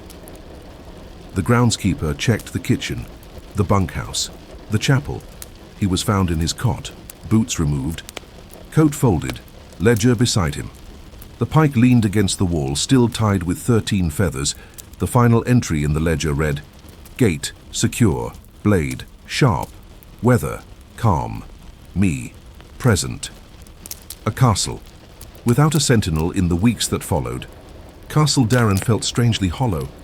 Not because of military weakness, there hadn't been a need for defense in decades, but because the quiet rhythm of Gideon's presence had become the heartbeat of the place. The feathered pike was placed by the gate, secured with iron brackets. A plaque beneath it read, "Gideon Ross, Gate Sentinel, 1702-1737. He stood because no one told him not to. He stood because someone had to." The ripples of a still man, the tax clerk Dougal Firth, upon hearing of Gideon's passing, submitted a postscript to his estate book. The gate is now unguarded, but the spirit that watched it remains stronger than the stones. Years later, a young officer stationed at Fort George heard the story and began the tradition of leaving a single feather on his locker door each spring in Gideon's memory. Eventually, that quiet tribute reached Edinburgh. A handful of sentinels at ceremonial posts would repeat the gesture. Just one feather, never explained, always earned. The unused blade, the pike itself, was eventually transferred to the Scottish National War Museum, though it was never used in battle, never bloodied, never dropped. When curators asked what to label it, a retired steward from Castle Darren sent a handwritten note. This pike guarded more than a gate. It guarded the idea that duty does not expire just because no one's watching. The museum's final placard reads, "The Sentinel's Pike, polished daily for 28 years, never raised in war. Proof that quiet service can echo longer than war drums." Reflection at the gate. If you visit Castle Darren today, now part of a quiet heritage trail near Inverness, you'll see the old gate still sealed, and beside it, etched into the stone, a simple quote attributed to Gideon Ross, carved by a mason who once brought him tea in winter. "The day may never come when they need me, but they'll never say I wasn't ready." Final reflection: some men are remembered for what they did, others for what they refused to stop doing.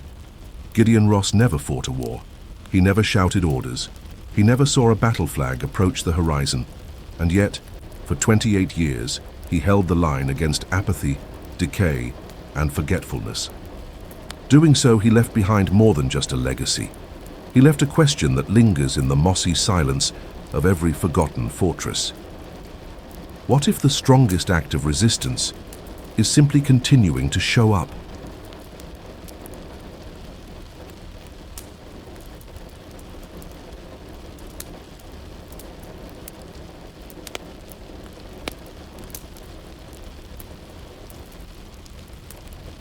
Anatolia, 1771. The empire stretched wide, across deserts, rivers, and distant hills, bound together not just by armies or sultans, but by maps. And in the dusty archives of Constantinople, one man sat hunched over parchment, day after day, drawing places he would never see, people he would never meet. His name was Mehmet Celaleddin, a low-ranking cartography clerk in the Ottoman Office of Surveys. He was tasked with updating provincial village maps for the Interior Ministry, mostly dull revisions, roads slightly shifted, rivers annotated, names corrected.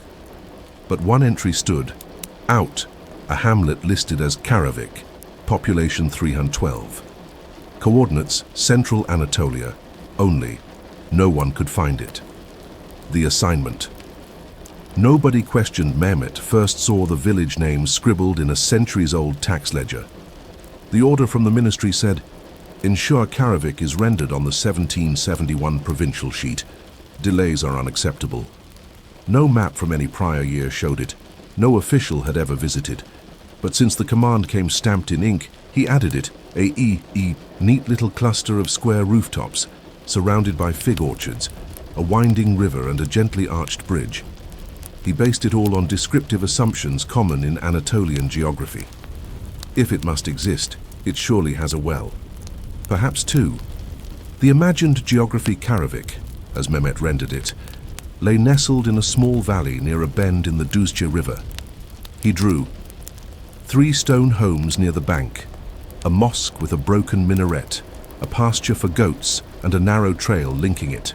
To the nearby town of Akhisar, there was no confirmation of its features, just an address in a fading document and a request to draw it in ink. So he did, with care. A mapmaker's routine. Each month for the next year, revisions came. Add a second granary to Karavik.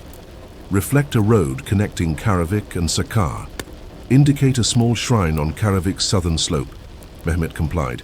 He shaded roofs, sketched olive trees, adjusted trail widths.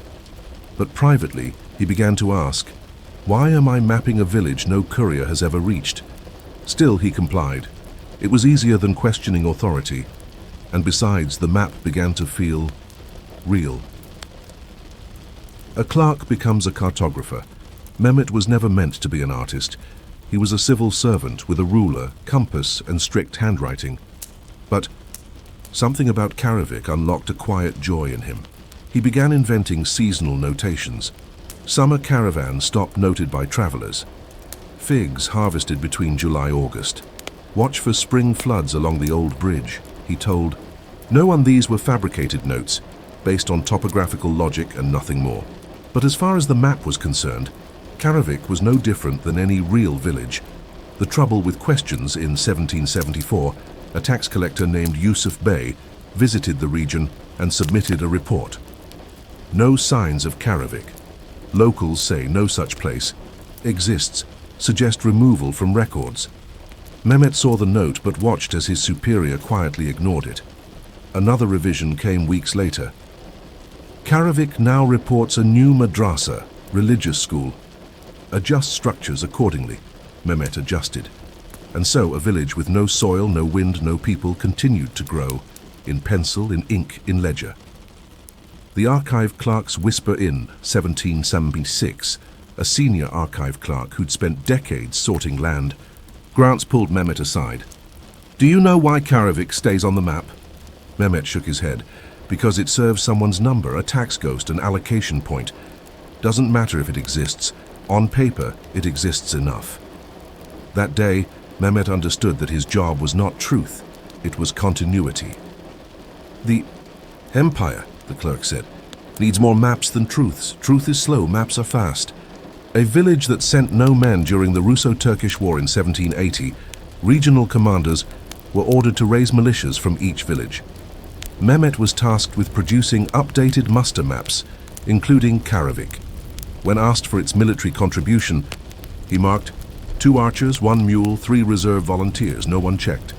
The list passed inspection, and so Karavik quietly served the empire as a statistical fiction, a village that bled no sons, lost no wheat, but helped balance counts and fill in gaps. And then came the audit in 1787.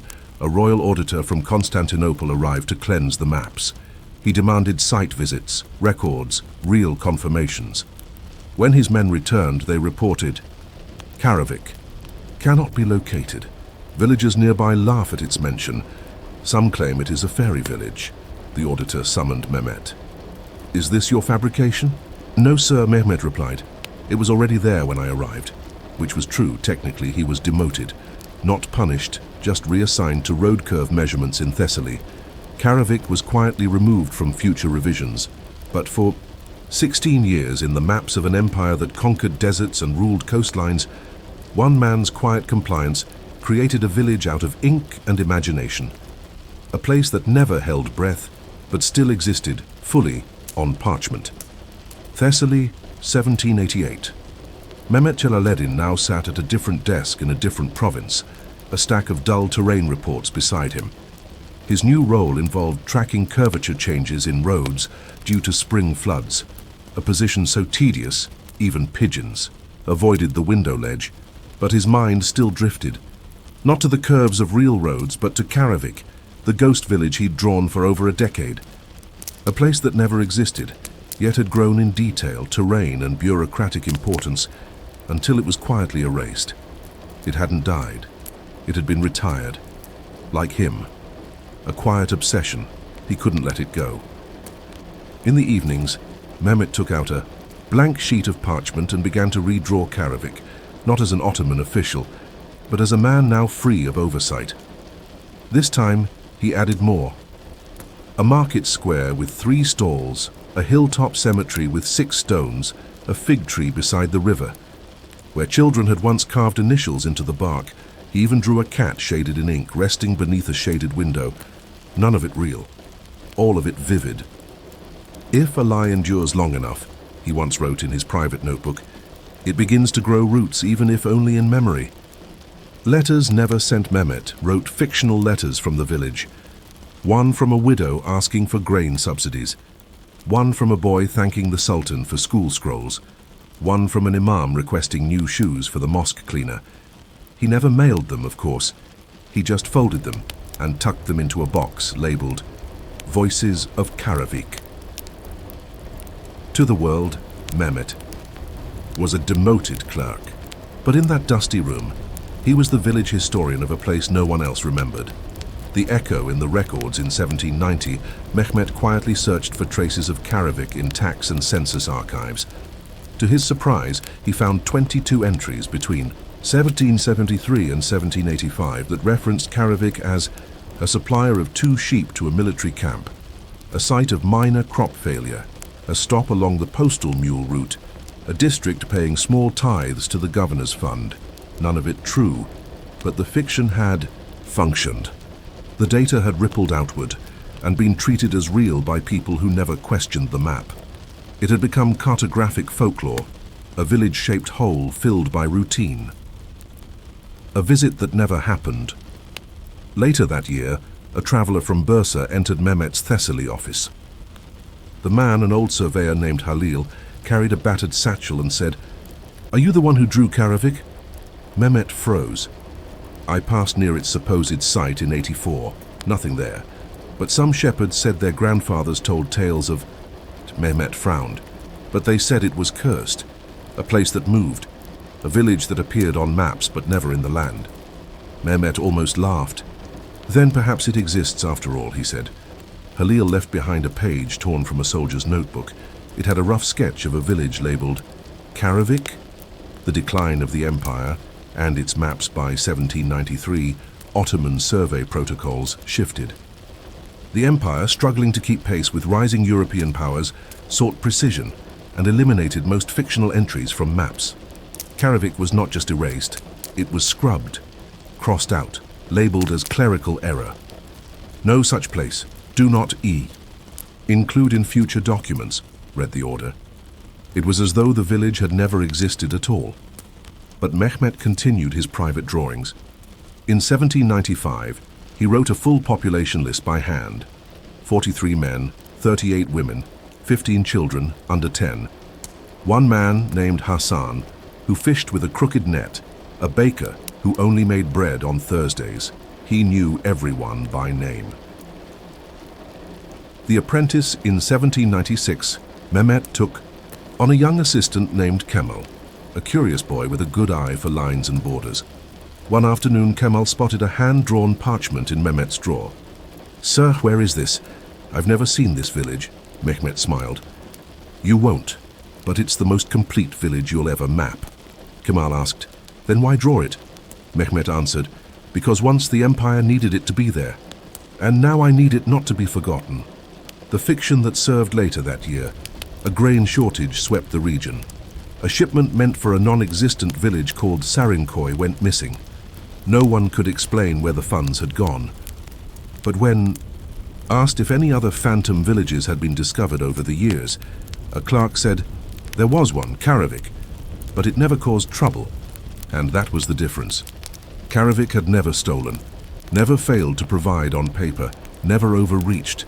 It had existed not as a fraud, but as a buffer, a helper, a placeholder for imperial logistics. It had helped keep balance, quietly, invisibly, and, though Karabekh was never real in stone or breath, it had lived through ink, through memory, and through the work of one clerk who saw in it something more than a bureaucratic accident. 1799. The turn of the century approached. The Ottoman Empire strained under wars, reforms, and rebellion. New maps were drawn by military engineers trained in Paris and Vienna. Ink became precise, borders turned sharper, and the artistry of map-making gave way to geometry and governance.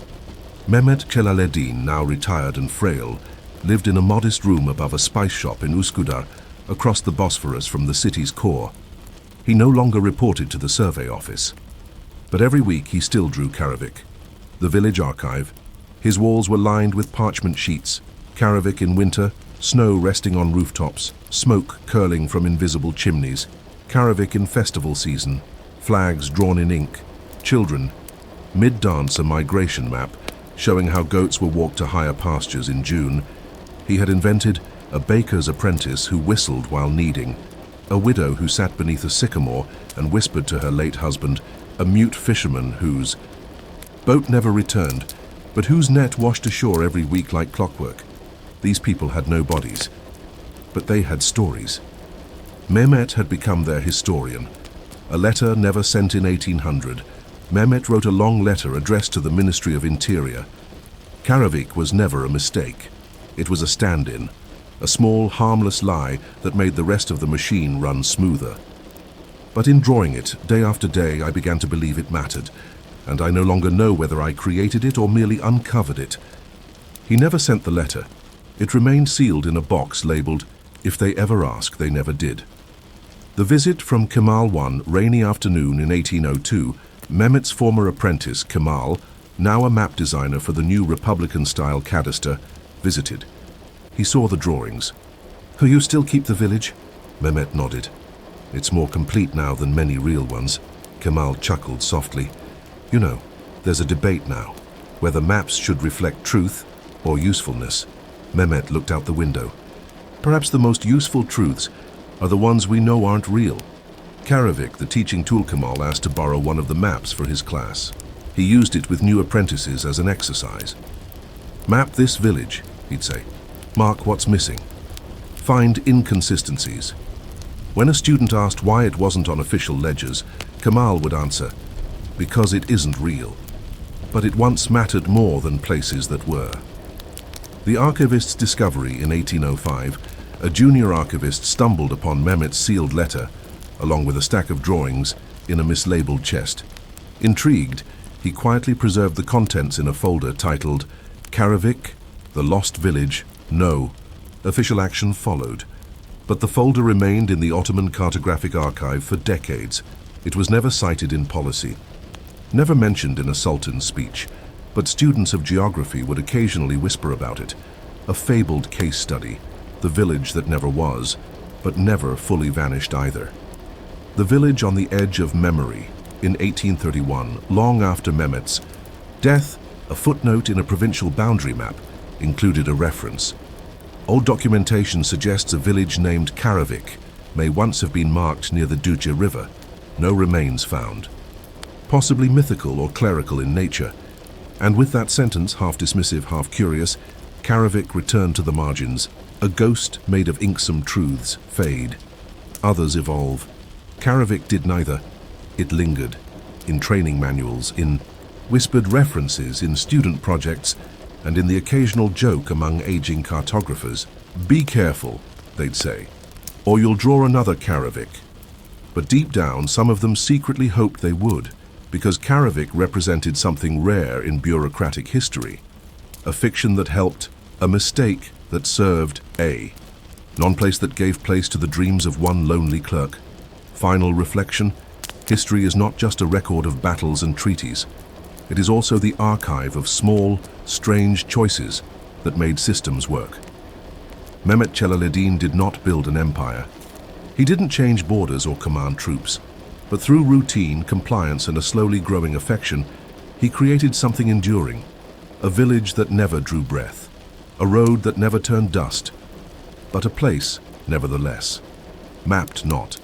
Inland, but in memory. So the next time you look at a map, ask yourself, is everything on it real? And if it isn't, does that make it meaningless? Sometimes a village doesn't need walls to be remembered.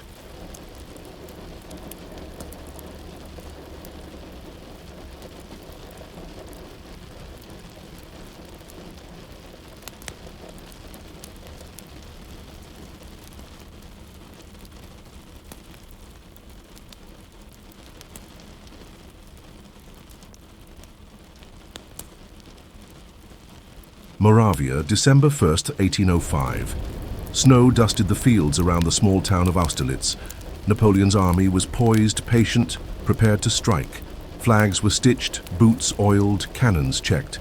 Every unit braced for the decisive moment, except one man, Etienne Vautrin, Quartermaster 3rd Class of the 4th Line Infantry Regiment, was not on the field.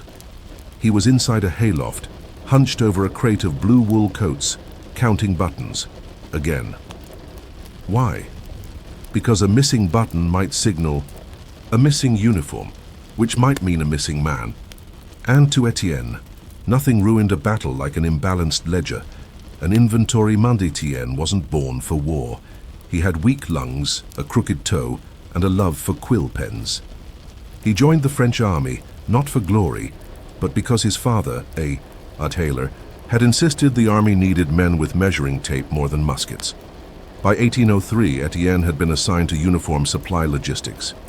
He was responsible for ensuring coats were stitched with regulation brass buttons, 5 per front, 2 on each cuff, 1 for the collar, distributing belts, satchels, and spare soles, maintaining daily tallies of issued versus returned gear, considered buttons the heartbeats of order. The button ledger, Etienne's most prized possession, wasn't a saber or a medal. It was his inventory logbook, which he had personally bound with leather scraps from a cavalry saddle. Each page tracked uniforms per regiment, lost or damaged items, button losses, types, brass versus tin, and causes of detachment. Some causes were predictable. Wrestling near riverbank, accidental musket entanglement, goat interference during laundry.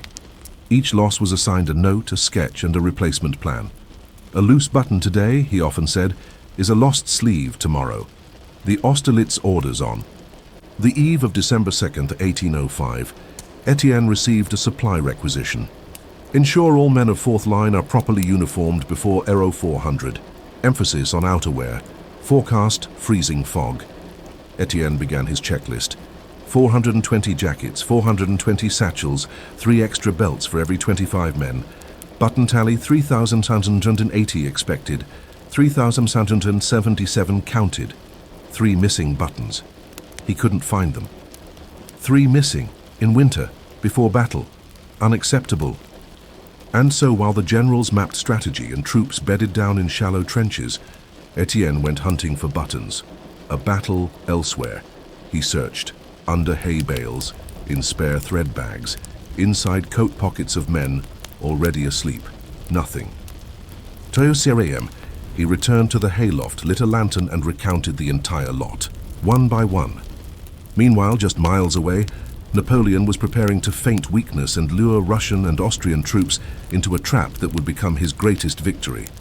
Etienne, oblivious, sketched a diagram of a sleeve seam and wrote, May, need to reinforce buttonholes with double thread after 4th frost. The silence of cannons at dawn, the cannon fire began.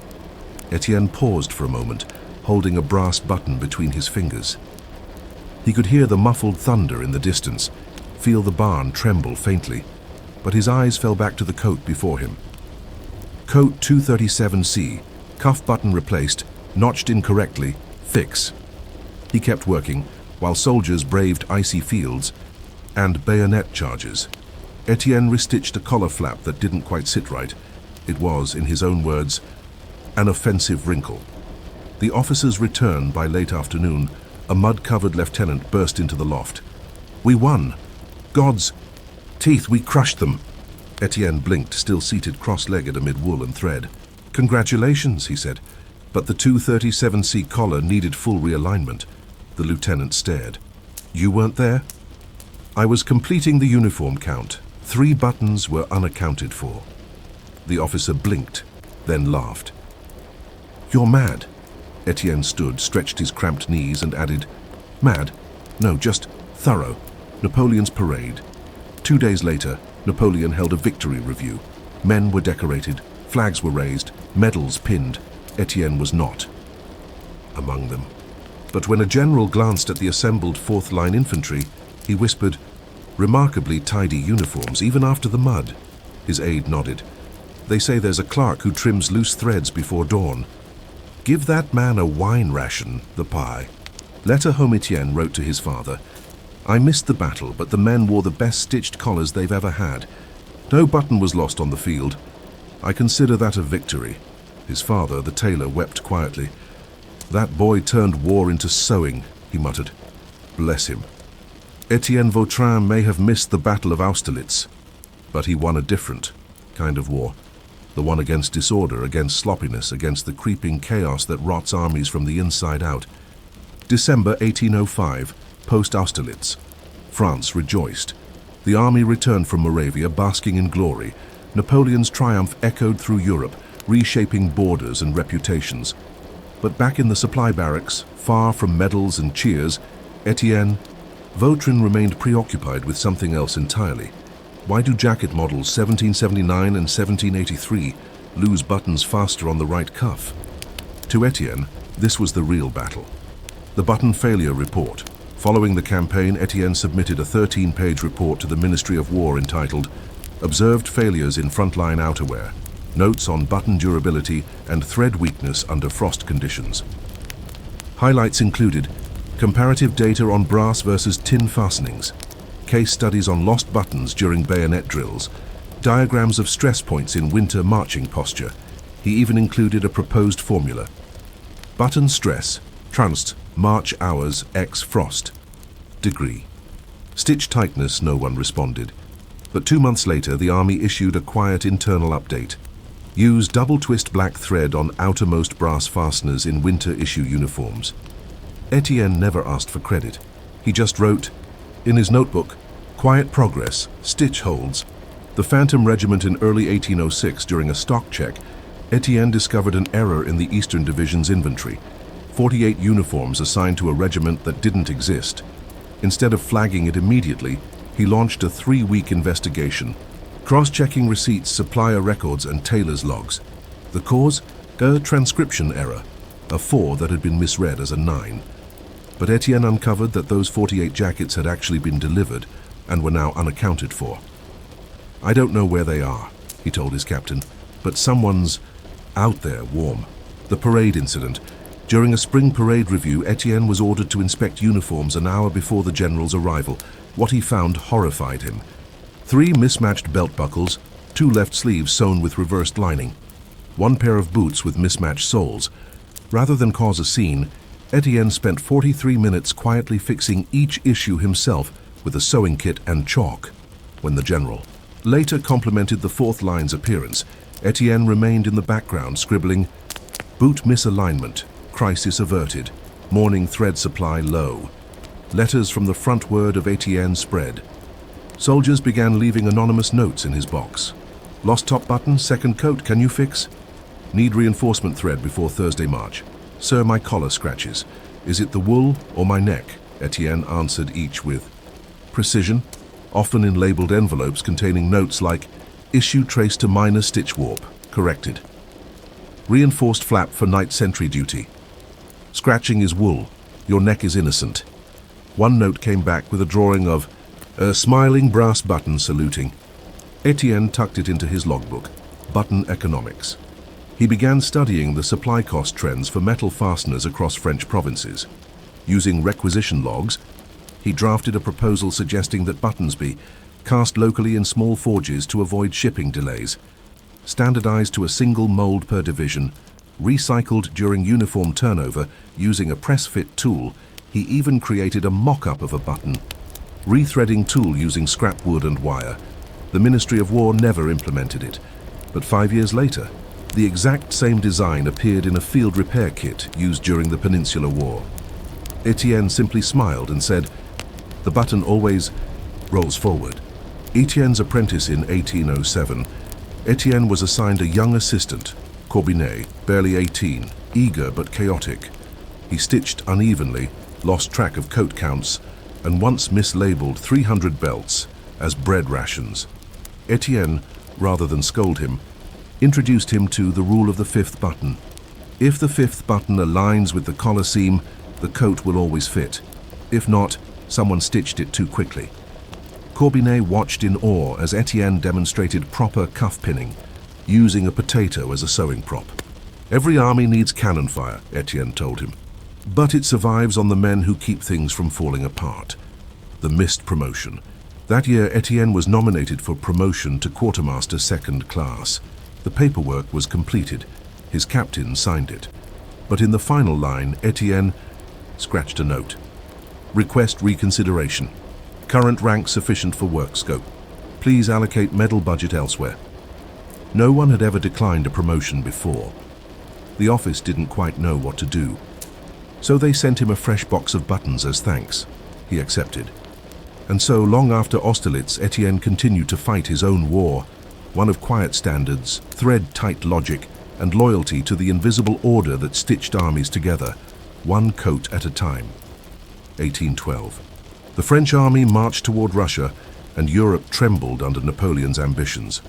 Yet in a quieter outpost near Burgundy, Etienne Vautrin, now in his mid-50s, continued his patient, deliberate work. He never saw Moscow.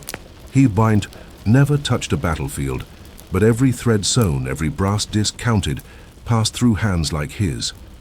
The retirement ledger. That year, Etienne was formally retired.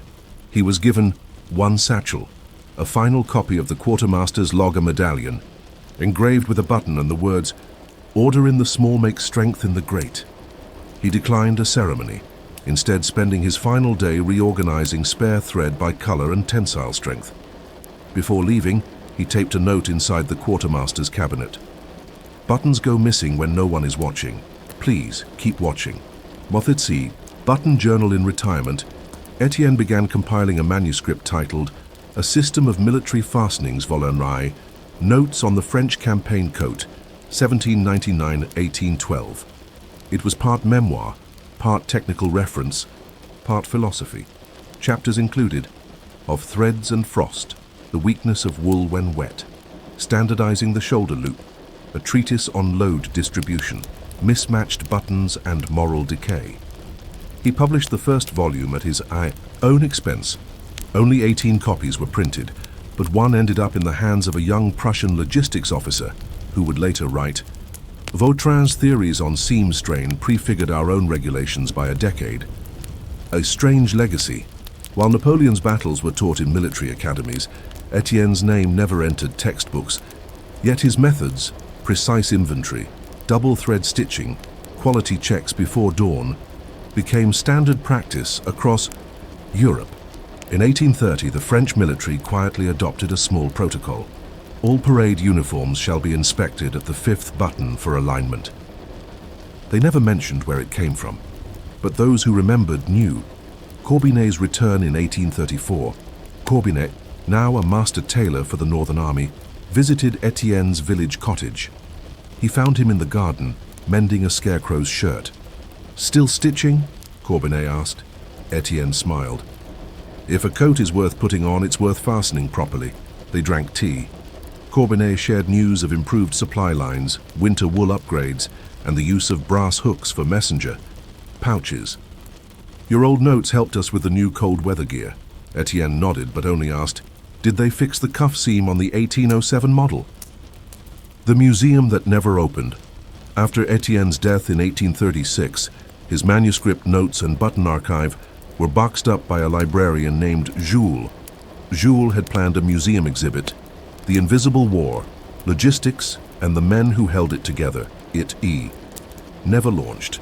Budgets shifted, empires changed, but the box remained labeled Vautrin, Uniform Theory and Observations.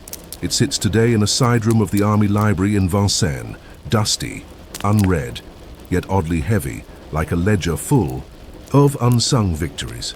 The button on the monument in 1840. Napoleon's remains were returned to Paris. During the ceremony, uniformed soldiers stood in immaculate formation, buttoned, polished, aligned. On one lieutenant's chest, an extra button had been sewn onto his inner lining, not for function, not for show. It bore a tiny engraved V. When asked about it, the young officer said, "My grandfather served with a quartermaster who taught him to never skip the fifth button. He said that man held together an entire regiment and never once lifted a sword." Final reflection war is remembered by the roar of cannons, the charge of cavalry, the sweep of maps.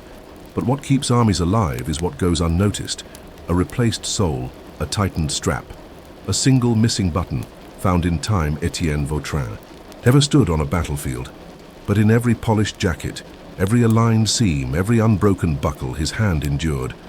And when we talk of heroes, perhaps we should remember that some wore ink-stained sleeves, fought with needles, and marched by ensuring others could march at all. Because sometimes history isn't held together by glory, it's held together by thread.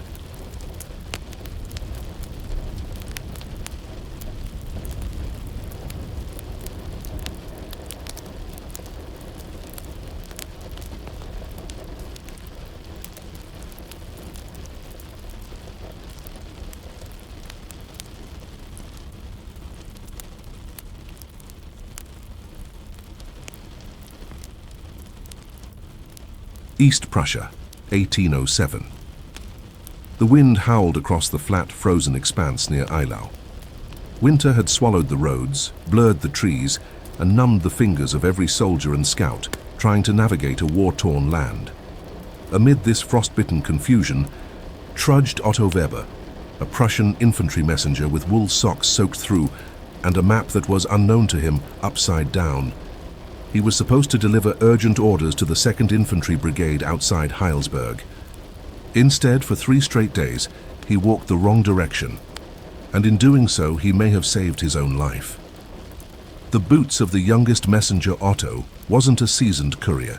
He was barely 19, recruited 6 months earlier from a quiet village near Königsberg. His father was a grain miller. Otto had never ridden a horse, never fired a pistol in anger, and had never slept under the open sky before the war, but he could walk fast, and more importantly, he could write legibly. That made him a perfect candidate for messenger duty. He was issued 1 grey wool coat, a set of leather satchels, a side pouch containing biscuits, dried beet slices, and a silver button, for emergencies only, and most importantly, a folded field map, creased 3 ways, soft at the edges, ink slightly smudged. The confused departure on February 6th, Otto was handed a sealed message and instructed, "Deliver to 2nd Infantry, Heilsberg. Avoid French lines. Be quick. Be quiet." He set off in haste, but in the early darkness of the East Prussian dawn, he misread the map. The smudged town names paired with a rotating compass dial and Otto's left-handed folding technique led him west, not east. "It's the way the river curves," he said to himself, tracing a path with his mitten. This must be Heilsberg Road. It was in fact a logging trail to Gutstadt, entirely the wrong direction. A landscape of silence. For the next 2 days, Otto walked through snow-choked fields, past abandoned farms, across iced-over creeks, where he cautiously tapped the surface with his bayonet handle before stepping. He passed no patrols, no soldiers, no other messengers. By the evening of February 7th, he began to feel anxious. Surely I should have reached someone by now.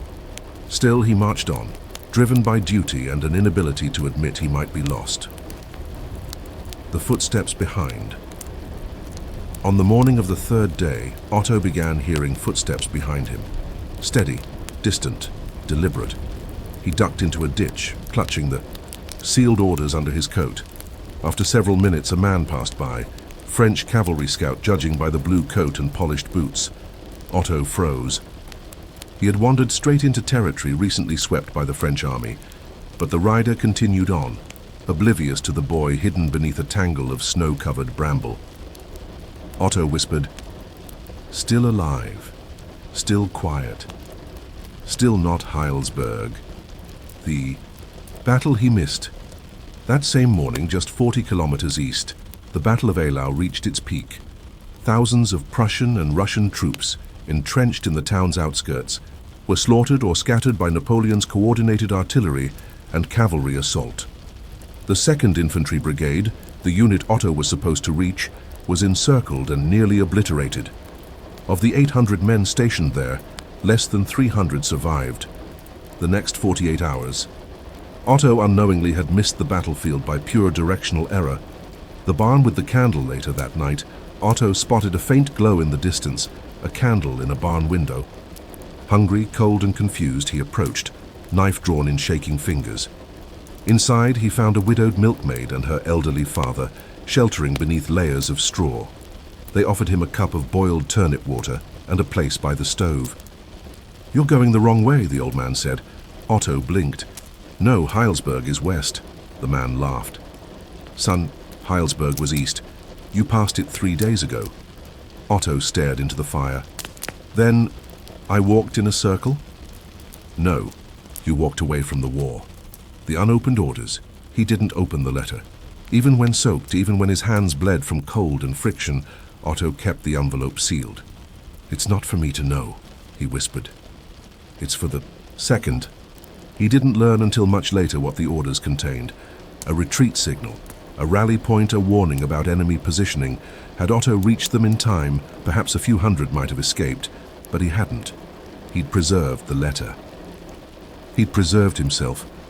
For 3 days, Otto Weber walked with frozen feet in upside-down directions, away from war, towards silence, and by pure accident, away from death. February 10th, 1807, the aftermath of Eylau. Otto Weber awoke in the corner of the barn, still wrapped in old potato sacks, the warmth of the turnip stove long since faded. The milkmaid and her father were already up, feeding chickens that no longer laid eggs and whispering news brought by a traveling priest the day before. They say Napoleon himself led the cavalry. The fields outside Eylau are filled with the dead. Otto sat up slowly. The sealed letter still rested inside his coat, folded into the curve of his ribs like a quiet accusation. What he carried. The paper was water-stained, curled at the corners, and faintly scented with linseed ink. Otto had never broken a seal, not even in error. The wax bore the stamp of the Königsberg command staff, a hawk over a wheat sheaf. It had survived. 4 river crossings, a tumble into a frozen ditch.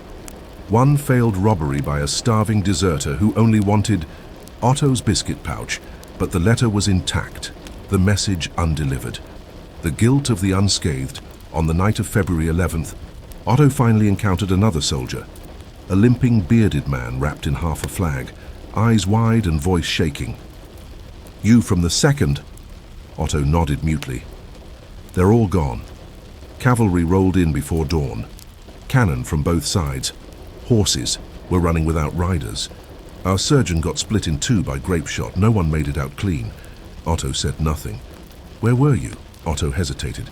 I got lost." The man looked at him with a strange mix of envy and sorrow. "Lucky boy. War missed you." The decision at the crossroads by February 13th, Otto had made it to a fork in the forest road. One path led east toward Heilsberg's now abandoned encampment. The other curved back toward Königsberg. He stood there for hours. Snow began to fall. His shoes were soaked, his legs ached, but the letter remained sealed. Do I return it? Do I explain? Or do I bury it and say nothing? He dug a small hole by a birch tree, placed the envelope gently into it, covered it with dirt and a stone, then sat in the snow for a long time. The unexpected report. When Otto returned to headquarters in Königsberg on February 17th, no one asked him why he had taken so long. The army had lost so many couriers, missing, dead, captured, that Otto's reappearance with his uniform intact and his satchels properly fastened was viewed as a rare success. His officer scanned him up and down, then said, "Still have your gear. Good.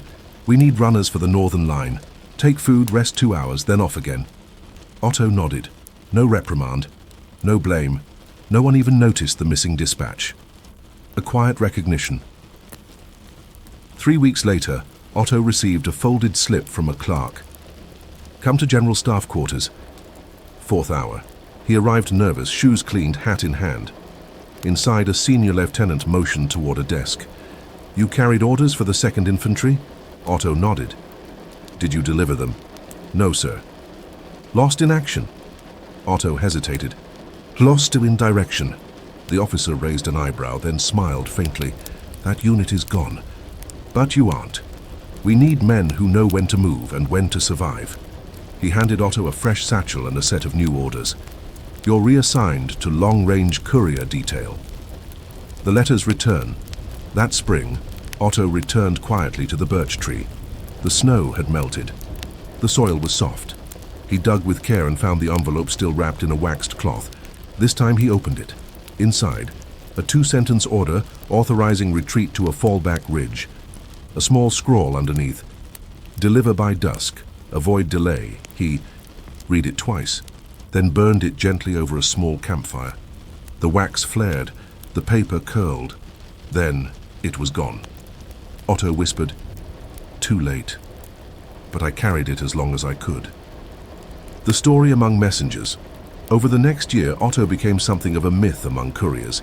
They said, he once walked in circles for 2 days and still made it back alive.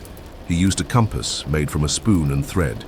He was the only runner who never lost a message, only the war around it. In truth, Otto kept to himself. He walked slowly. He triple-checked his maps, and he always folded them right side up. Sometimes a soldier survives not by strategy or strength, but by simple error, by walking the wrong way at just the right time.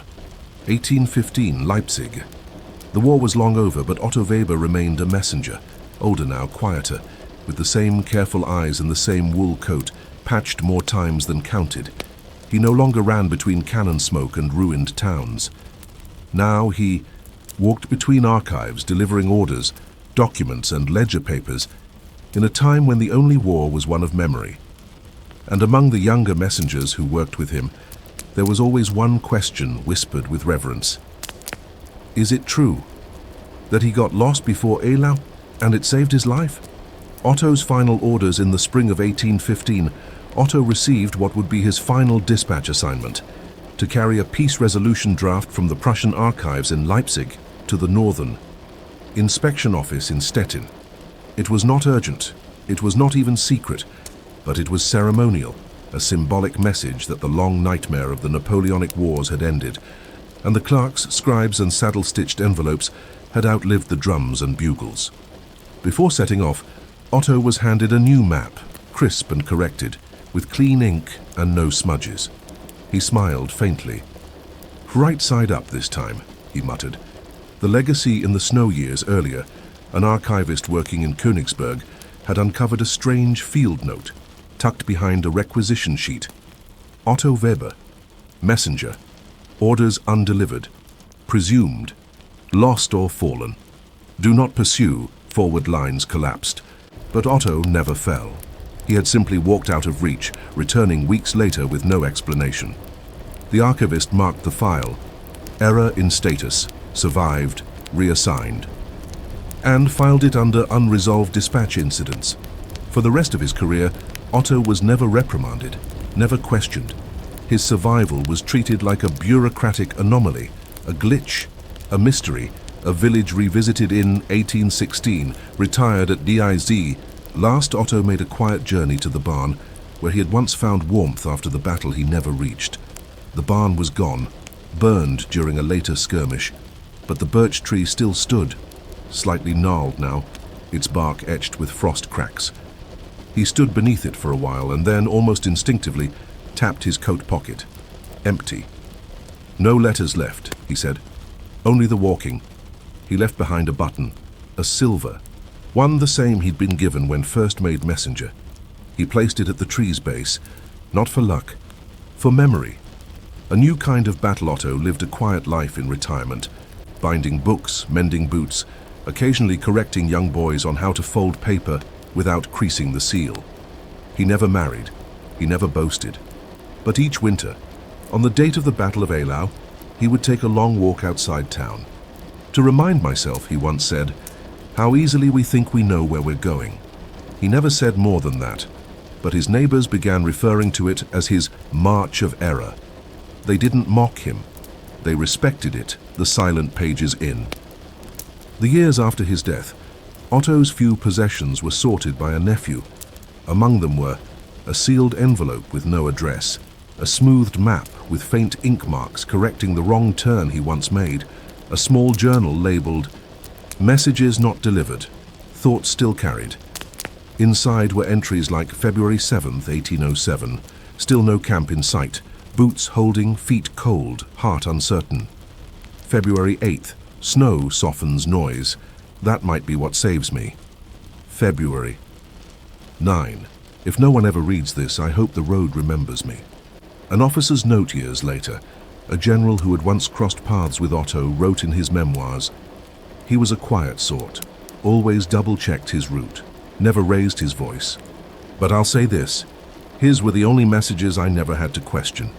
If he didn't deliver it, it probably wasn't meant to be received. Final reflection war makes myths of those who charge headlong into battle, but there are other myths, the ones who wander, err, and somehow survive because of it." Otto Weber. Never saw a cannon fired. He never raised a sword, but he carried every letter like it held a nation's fate. And in the end, by getting lost, he preserved a life and reminded the world that not all survival is planned. Sometimes the road that saves you is the one you weren't supposed to take.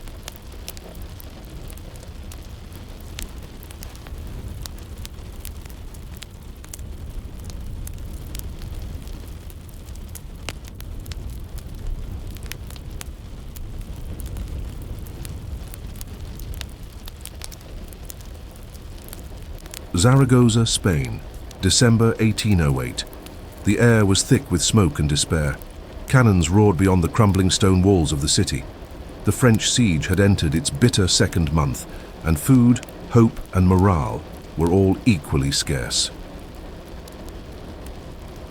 Inside, a battered convent kitchen turned makeshift field mess. Mateo Alvarez, a former tavern cook turned regimental chef, stirred a pot of something that wasn't quite soup and wasn't quite stew. It hissed, bubbled, and gave off a smell that somehow made men stay when others were deserting in droves. It wasn't magic. It was garlic, chickpeas, and stubbornness. The siege of Zaragoza had been under siege since late November. Napoleon's forces sought to break Spanish resistance in Aragon, and the city's ragtag defenders, civilians, priests, farmers, and a few weary regulars, held fast behind battered fortifications. Inside the city, bread was rationed to a fist-sized lump per day. Rats were no longer pests but ingredients. Morale was collapsing faster than rooftops, and yet every evening a line of soldiers still formed outside an arched kitchen window near the church of San Felipe. They came for Mateo's stew. Who was Mateo? Mateo Alvarez had once run a roadside tavern outside Salamanca. His specialties included lamb in wine reduction, chickpea cazuela, fried anchovies with paprika, but the war had reached even his quiet corner, and when his tavern was requisitioned for the army, Mateo joined the cooks instead of the front line. His reasons: "I may not know rifles, but I know men.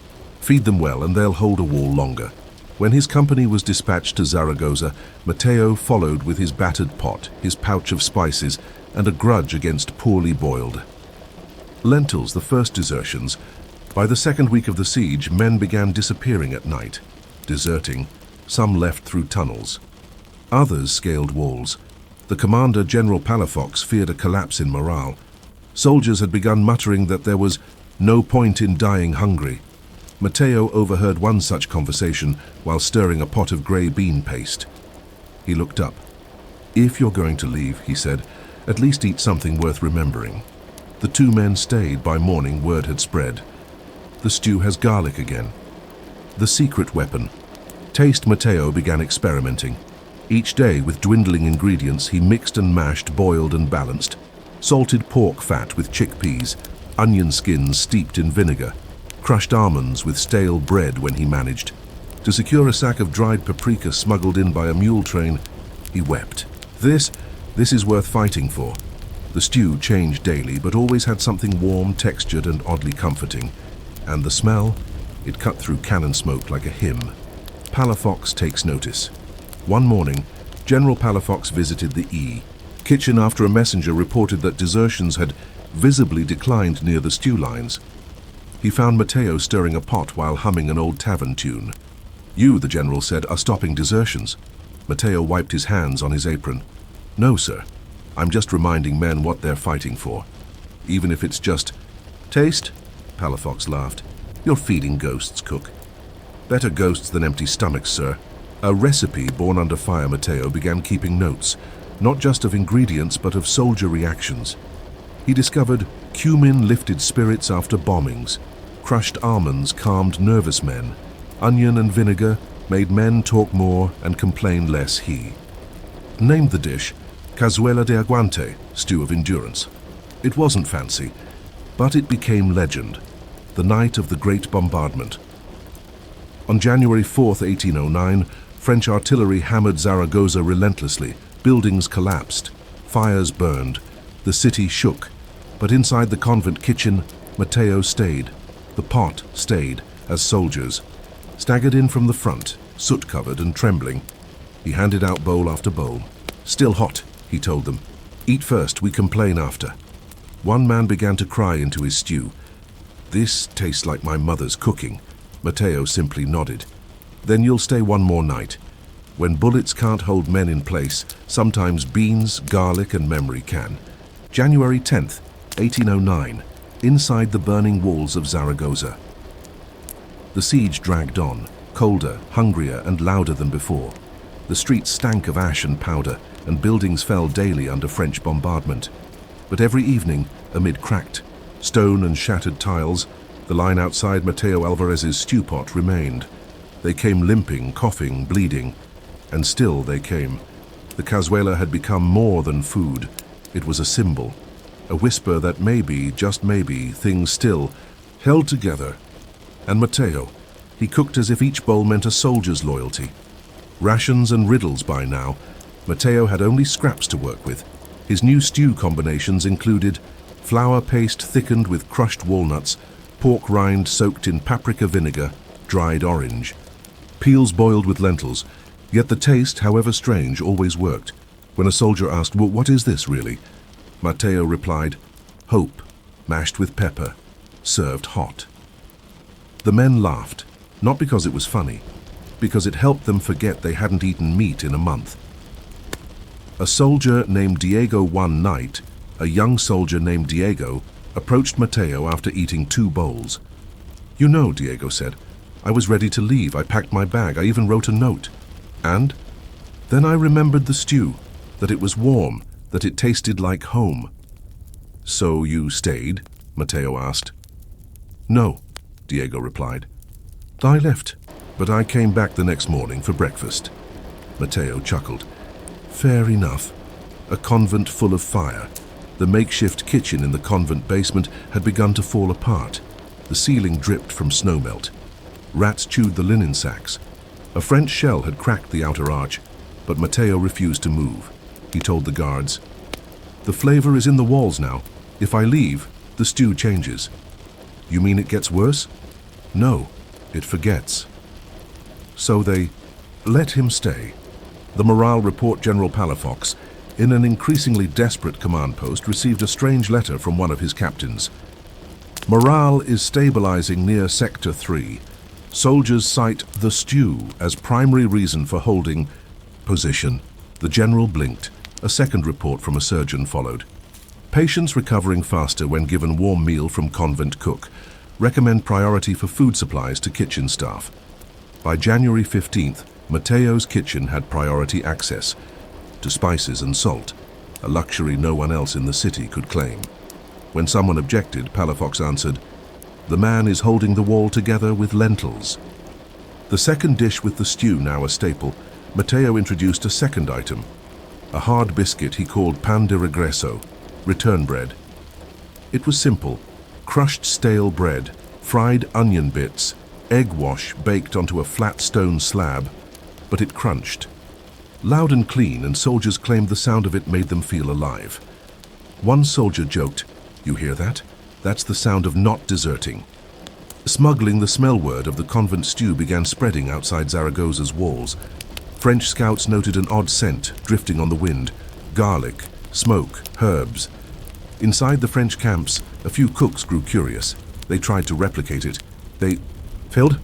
One French lieutenant reportedly said, "We can't beat them if they eat better under siege than we do free." A recipe that survived, Matteo knew the siege wouldn't last. He suspected the end would come not with retreat, but with collapse. So he wrote the recipe down. 3 copies. One he gave to Diego. One he hid under the stone hearth. One he sewed into his apron. "If I fall," he said, "let someone remember how we stayed full." He didn't write it in perfect order. He wrote it how he remembered it, by smell, by color, by sound. When the garlic hits the oil and the room goes quiet, that's step 1. The walls begin to crack by late January. Zaragoza's defenses were crumbling. Entire districts fell, disease spread. Gunpowder ran low. Still, Matteo cooked. His apron now had scorch marks and bloodstains. When asked why he hadn't stopped, he said, "If I stop cooking, they'll stop believing."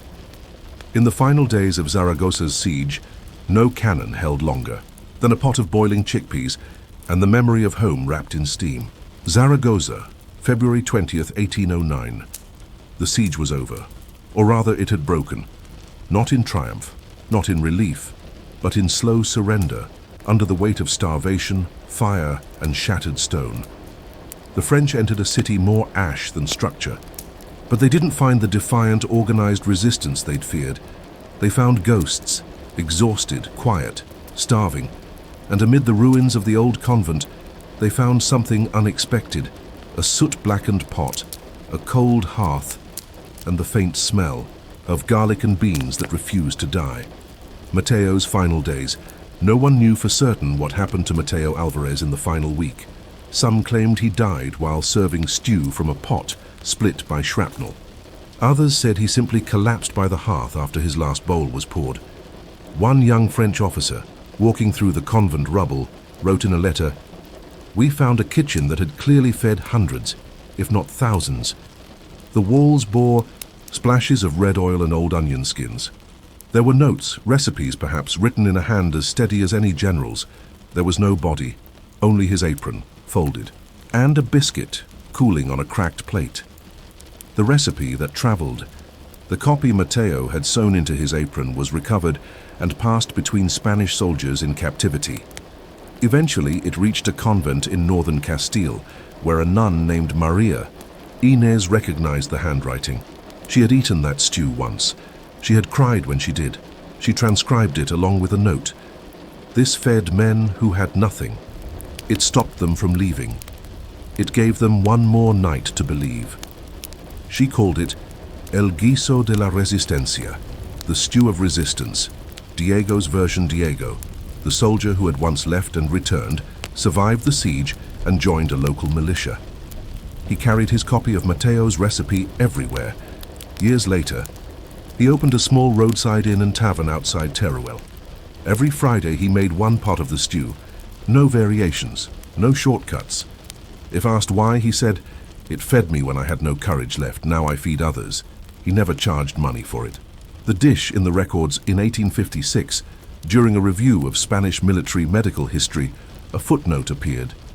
In a field ration log, notable decline in psychological collapse among troops in Zone E, attributed partially to the efforts of one M. Alvarez cook. That was all. No rank, no medal, no monument, but in kitchens stories were passed down. The man who made a dish so good the soldiers chose not to run.